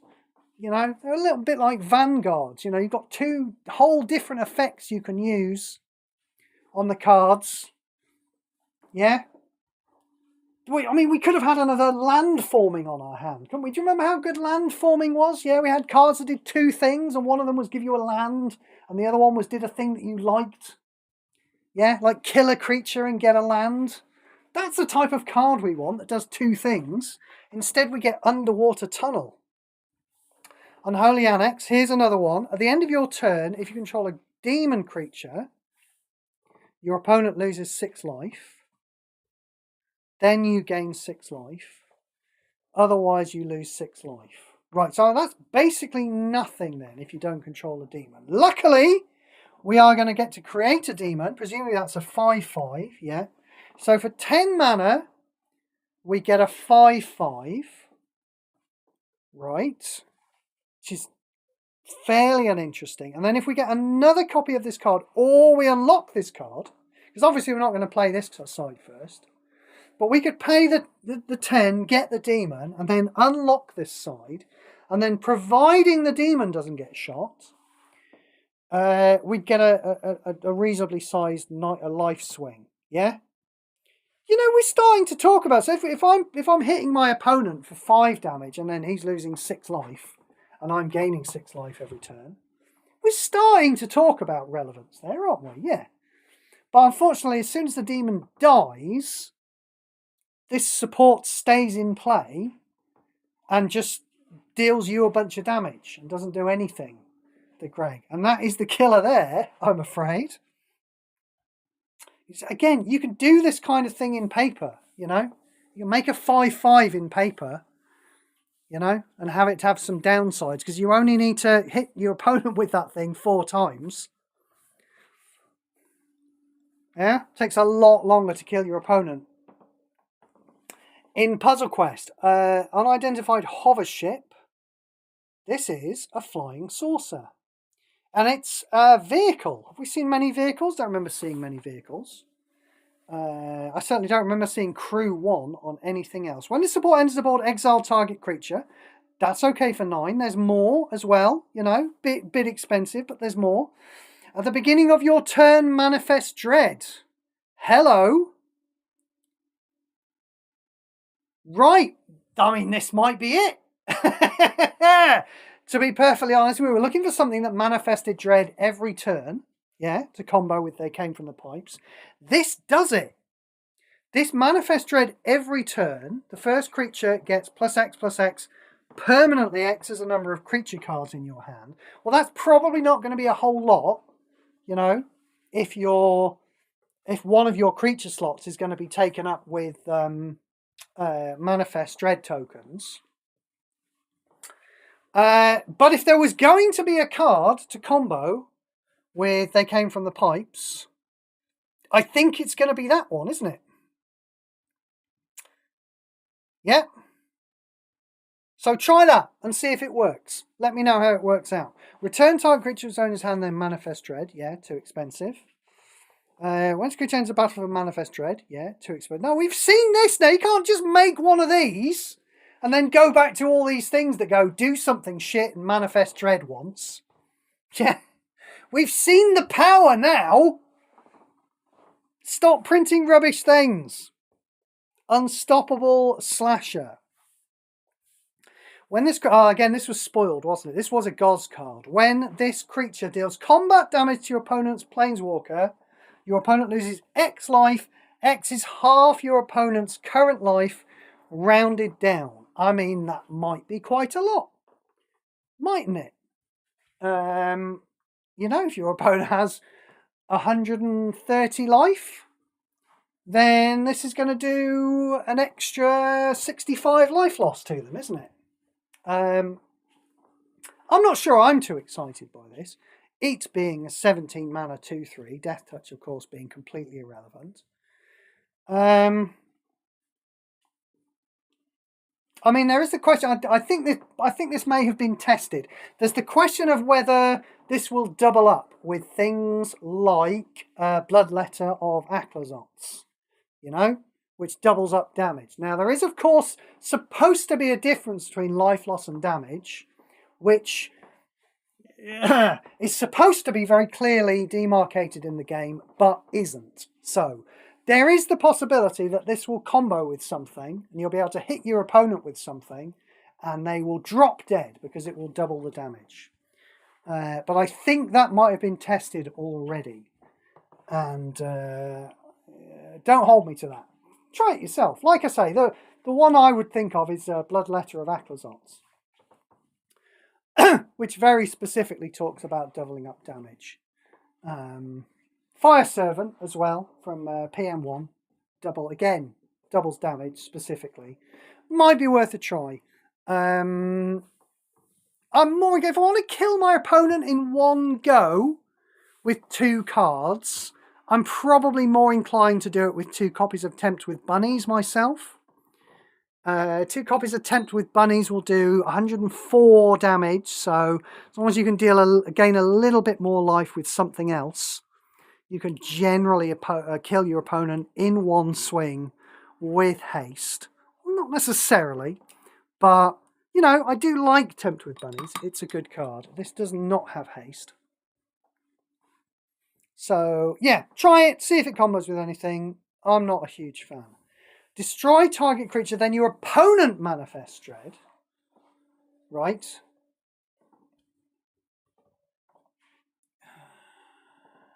I mean, this technically is a way of giving your opponent the creature, but not really. Only if you... We've just had this issue. I suppose this is worth mentioning. In the last Coalition event, where you have to kill X of your opponent's creatures. But there is a card that there is a creature kill spell that will cast even if Greg has no creatures in play.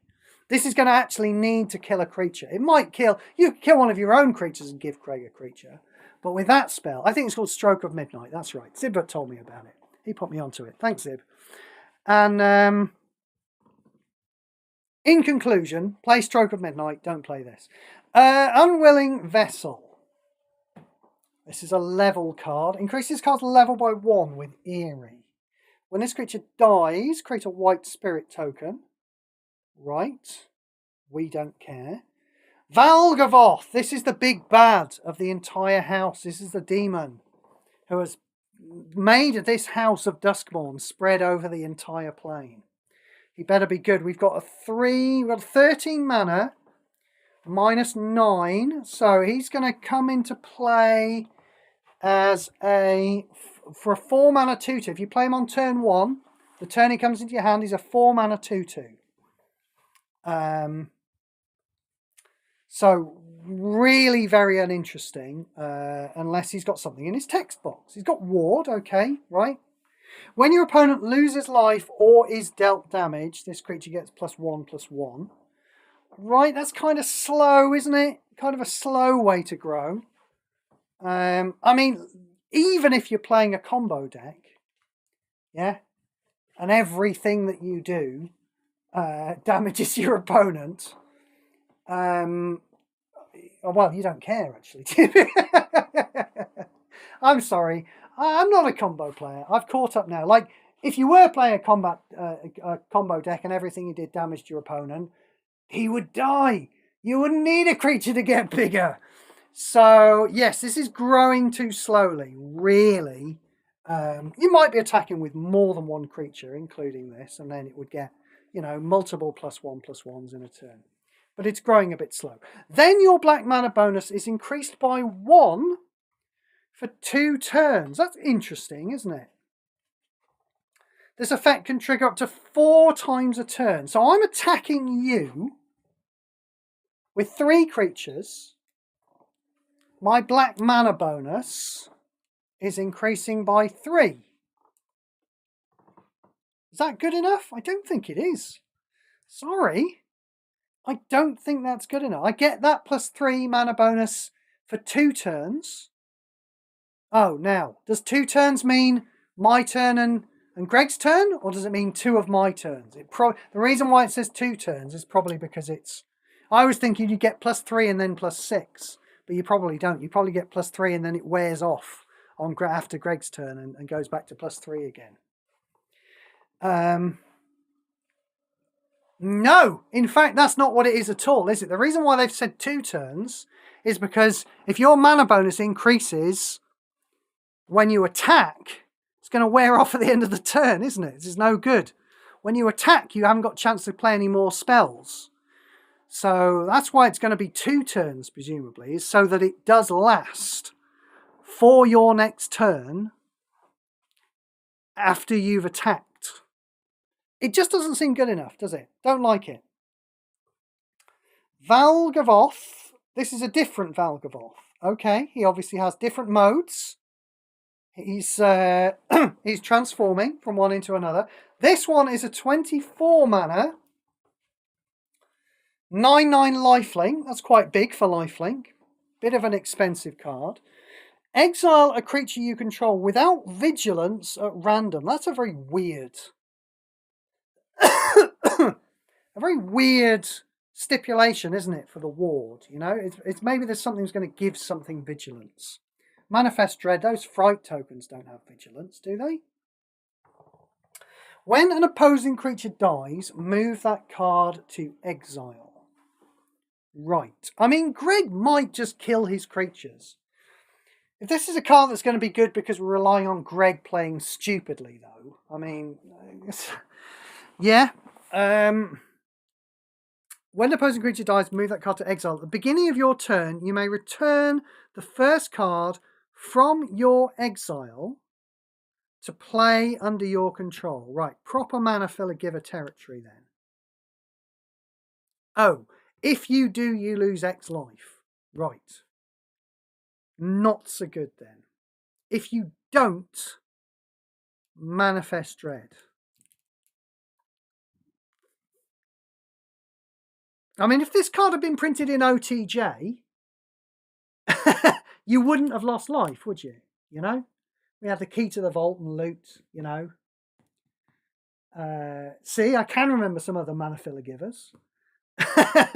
As well as Cruel Claw and Dragonhawk. They've just come back to me. But for 24 mana... You know, and it's all very well having a, you know, fetching this with another mana filler giver, but then if you're fetching a mana filler giver with a mana filler giver, you know, why not just play with all of the best ones? That's the thing. I doubt it. We do have a 9/9 lifelink, you know, that's relevant. But the whole thing costing 24 seems a bit much to me. Oh, right, okay, I've caught up with it now. Yeah, the point of the 9 mana, the 9 power lifelink is to make up for the fact that you're going to pay life when it puts things into play. So you're losing a manageable amount of life then every turn. Let's say every card you get back with Valgavoth is going to cost about 15 mana, yeah, and then you're going to get 9 mana back. Yeah. So you're going to lose 15 life. You're going to get 9 life back when it attacks. That's a manageable amount of life to be losing, isn't it? If you get another copy of Valgavoth back, you're going to lose 24 mana, but that then does mean that you're gaining 18 life. So yeah, maybe this is decent enough, actually. Maybe the fact that the lifelink offsets the life loss and means that you're only losing, you know, up to 10 life in a turn. Maybe this makes it okay. I kind of still doubt it. I kind of just think play with one of these that costs nearer to 15 rather than playing 24, and it comes online a turn or two earlier. I can't really see Grists. Yeah, do you think maybe Grists playing it and just dropping it into play? I don't think so. Aren't they playing with Galters to get all their loyalty up? Yeah, and Rakdoses? Maybe. I don't know. I guess so. We are living... I suppose I have to respect that. We are living in an age when we can circumvent mana costs, so maybe the fact that it's very expensive isn't quite so much of a big deal. Maybe we will see some of those around. I don't think I'm going to be playing with it. When this creature dies, return the first creature... Valgavoth's Lair. This is an enchantment land. Holy shit. Converts 6 gems. Oh. To the least present colour on the board. I honestly don't know. Your guess is as good as mine. How likely that is to make a cascade, you're just going to have to play it, you know? Is that going to give a cascade every turn? Or is that going to be the equivalent of converting 2 gems a turn, since you're always converting the least present colour? And then Manifest Dread. It seems like it's going to be bad, but I honestly don't know. I'd have to play with it. I can't imagine what the chances of a cascade are. But for 15 mana, it seems like it's probably not going to produce a ton of cascades. Oh, well, I won't get the chance to test it for a while, actually, because it's an exclusive. Valgavoth's Onslaught. Manifest Dread once. Then, if you control 8 or more creature tokens, that's not a lot. No, sorry, what do I mean that's not a lot? That is a lot. That's what I meant to say. That is a lot. Including their reinforcements, your creatures gain trample, get +5/+5, and are reinforced 3 times. I'm getting tired. I'm sorry. We're reaching the end of the night. I'm chewing the inside of my tongue. I've still got 18 cards to go, but I want to get through it tonight. So it's win more, isn't it? Yeah, the fact that you've got to have 8 or more creature tokens, it makes it win more in my book. You can make 8 creature tokens off an Elspeth, simply enough, really. That's usually 2 turns max off an Elspeth. In fact, it's 2 turns max off a Thopter Spy Network. But, you know, that's pretty old tech now, Thopter Spy Network. Creatures get trample +5/+5 and are reinforced 3 times. I mean, Pajami can't play it. You know, he would seem like the kind of guy who would be wanting to exploit it. You know, making a lot of creature tokens. But he can't play with it. Yeah, seems win more to me. 14 mana, return an opposing card at random to its owner's hand. Just way too expensive for 14 mana. Vengeful Possession. Right, this is another one of these spells. They do like making expensive versions of these spells. They're not good expensive versions. You know, the one in Origins costs like 4 mana. You know, gain control of target opposing creature until end of turn. That creature gains haste. And adding the discarded draw is nothing. Vicious Clown. When a creature with base power 2 or less enters the battlefield, yeah, that's rubbish. Victor, Valgavoth's Seneschal. Is that a word? Or have they made that up? I've not heard of Victor, obviously. I've not got to the end of the plot. I've been listening along to the plot in the podcast. I've not got to the end of the plot. I'm guessing I would know who this is if I had. He's a 3/3 for 5 mana. Eerie Surveil 2.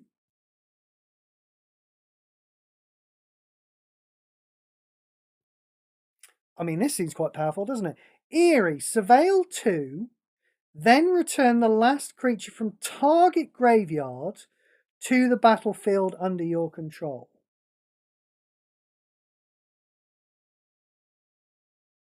Well, that seems quite good, doesn't it? So, follow me on this, yeah? Pajami plays this for 5 mana. And then for how much loyalty is it? 4 loyalty? 6 loyalty? He makes what? 3 or 4 eerie tokens? Surveils 2 for each of them. Puts a bunch of creatures into the graveyard, from the graveyard into play. I mean, that seems extraordinarily powerful for Pajami. One might say broken. Maybe there's a mitigating factor on the end of the card. This effect can trigger only once per turn. Right, okay. So the eerie effect, thank God, the eerie effect can only trigger once. Right. And I'm assuming that's what it is. The whole eerie effect, so the Surveil 2 as well. At the beginning of your turn, destroy the top card of each player's library. I mean, that still seems pretty powerful, doesn't it? You know, especially for Pajami, who is just throwing enchantments into play, isn't he? It might be exploitable with other people, to be perfectly honest. I've no idea. One to keep an eye out for, though. Certainly. Isn't it? Yeah. Definitely one to keep an eye out for. Maybe not broken if it only triggers once. But maybe. Who knows? Maybe that's just extraordinarily dangerous with Pajami. Does Greg surveil properly? Maybe Greg just won't surveil properly, won't put any cards in his graveyard, won't get anything back for free. But that is powerful. That is powerful. It looks a bit too powerful to me. Get yourself one of those then. Vile Mutilator. When this creature enters the battlefield, destroy an opposing support at random. We've had this in the past, haven't we? We had a Phyrexian that did, not a Phyrexian. Was it a Phyrexian? I think it might have been a Phyrexian, actually. That destroyed a support for 16. It's a little bit too expensive, isn't it? Why is it on black?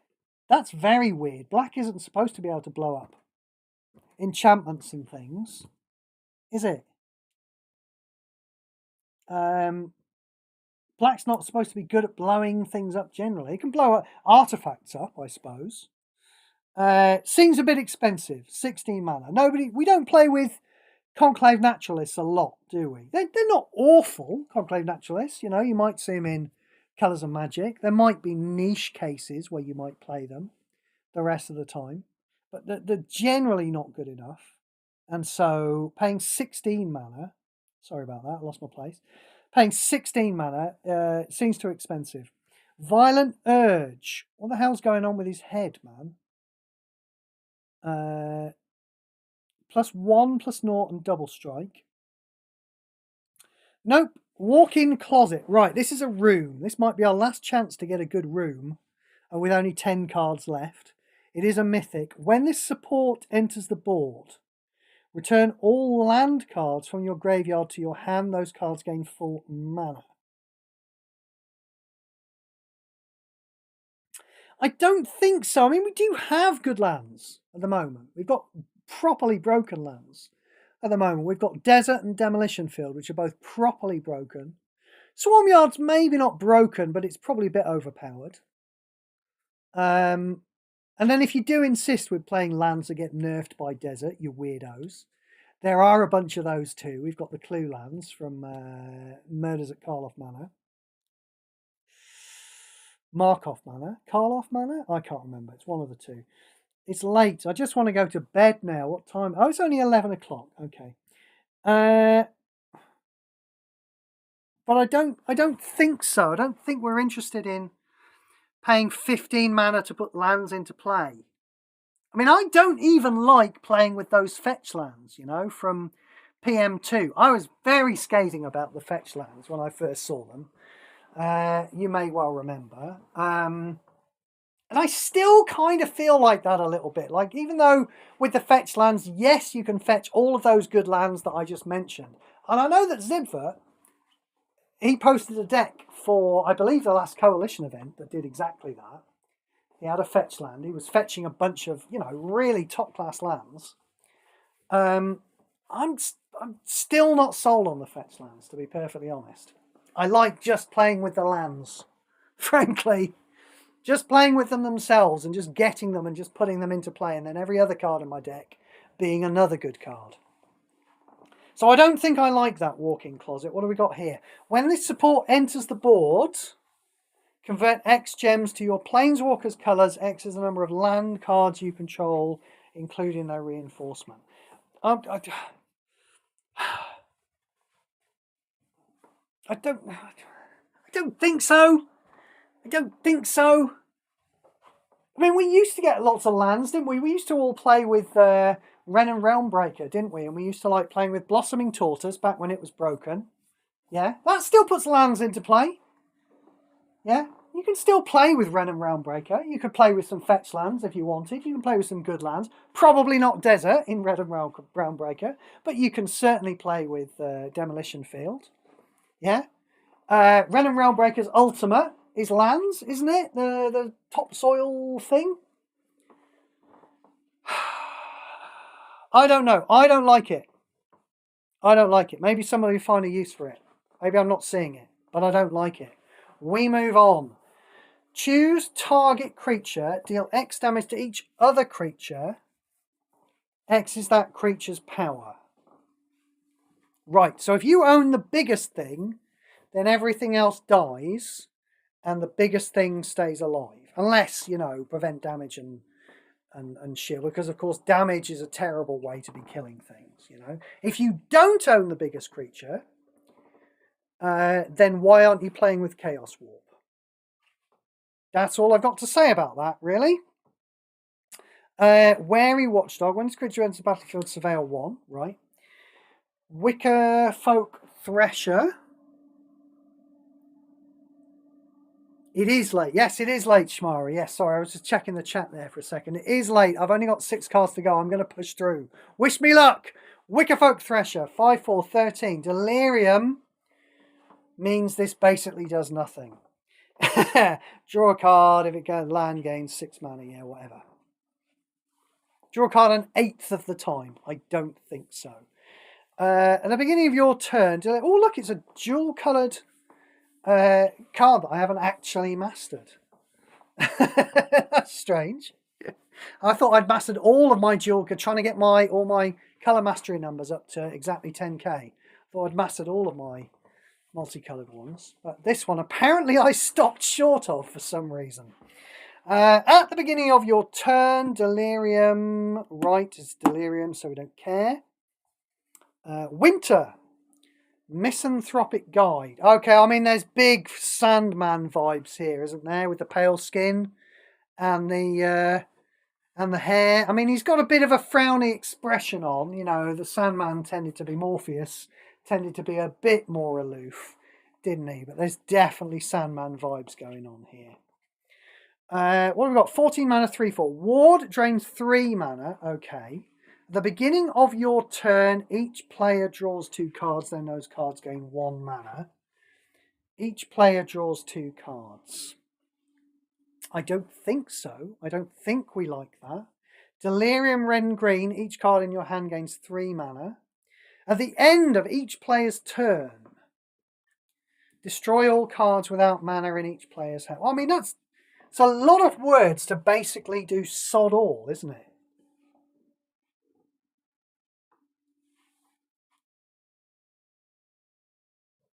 I mean, it's only going to take a turn or two for every card in somebody's hand to have mana in it, and then at the end of that's not going to do anything. So, the turn it comes into play, that's the key thing, perhaps.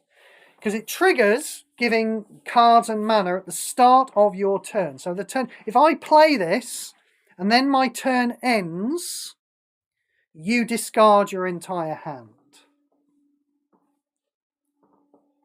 And that includes, oh no, You don't discard. You discard all the cards without mana, and then I immediately... What a fucking waste of space!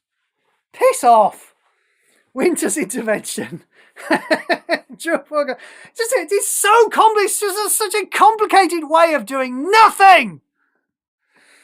Winter's Intervention. Deal 4 damage, gain 4 life. Yeah, whatever. Why not Manifest Dread as well? You know, what the hell?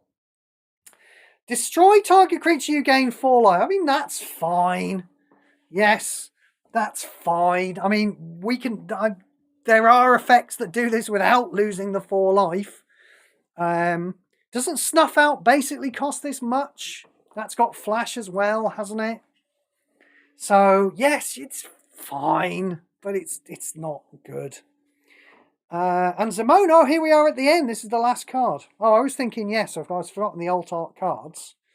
I like Zimone. She is an awesome character, and I like her. I've seen her version of this in paper, and it's weird. But I'm not sure it's going to be very popular in Magic Puzzle Quest. At the beginning of your turn, this 12 mana 1/1, so very irrelevant card that, you know, is going to die to a Swarmyard token, a single Swarmyard token. This will run into and die, you know. So being very small is a bit of a problem at the moment, I suppose. At the beginning of your turn, create a Primo the Indivisible token. Let's see what we've got.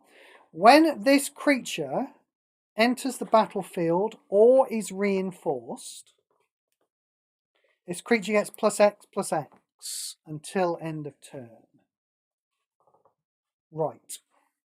So every turn, essentially, she creates one of these tokens. It's a 1/1, and then every turn this effect triggers. Right, because it's enters the battlefield or reinforced.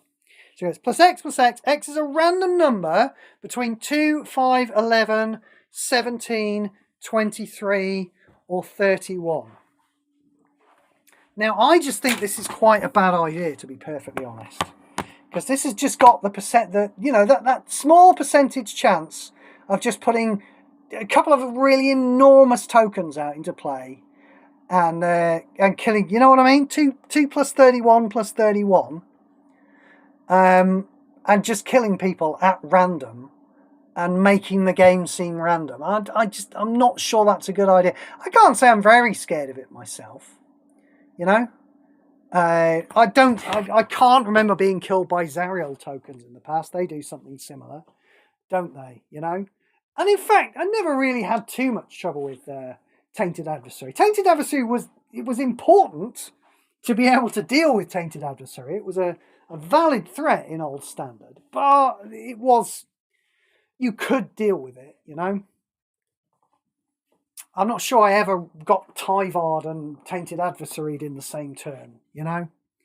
So, yeah, I don't think I'm going to die to this, but I do think, you know, there's just this huge swing of randomness. Probably not the best idea. In a game that's random anyway and everyone's playing random cascades, just this huge amount of randomness. I'm just going to type some numbers into my calculator on my computer. I'm going to go 2 + 5... +11 +17 +23 +31 is 89 divided by 6. 15. It's a +15 on average, which is quite large. The thing for me is that it's tied to a 1/1, to be perfectly honest. You know, and this 1/1 can die. So, yes, I'm not going to be playing with Zimone. Sorry. But, you know, that's the kind of average power you're talking about, is +15 +15. Or is that +16 +16? On average, every turn. It's all right, isn't it? You know? But I don't like it. So, that was the set. Did we like it? Do we think it's less powerful overall? It seems it, doesn't it? It seems less powerful overall than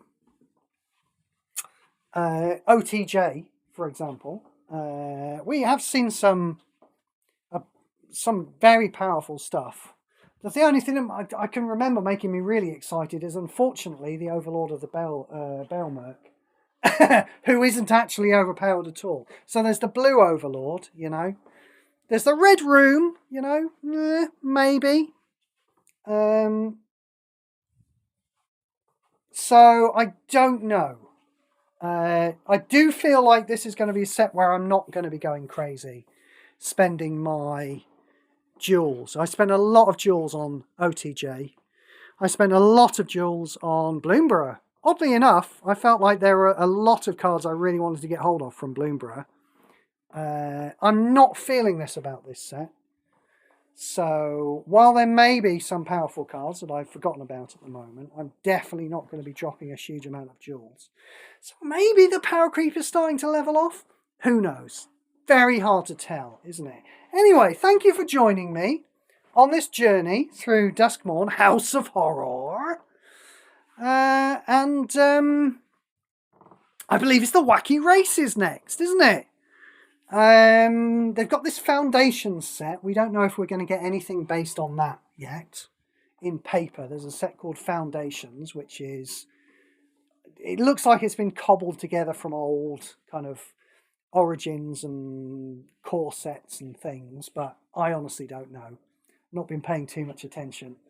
And then maybe some Universes Beyond. But the next actual set that we might get, unless we do get Foundations, is probably going to be the Wacky Races set, which I don't believe has an actual title yet. I was looking around on the internet for the actual name or any actual artwork for the Wacky Races. It's a Death Race 2000 set. I keep calling it the Wacky Races one, and that's what I think it is.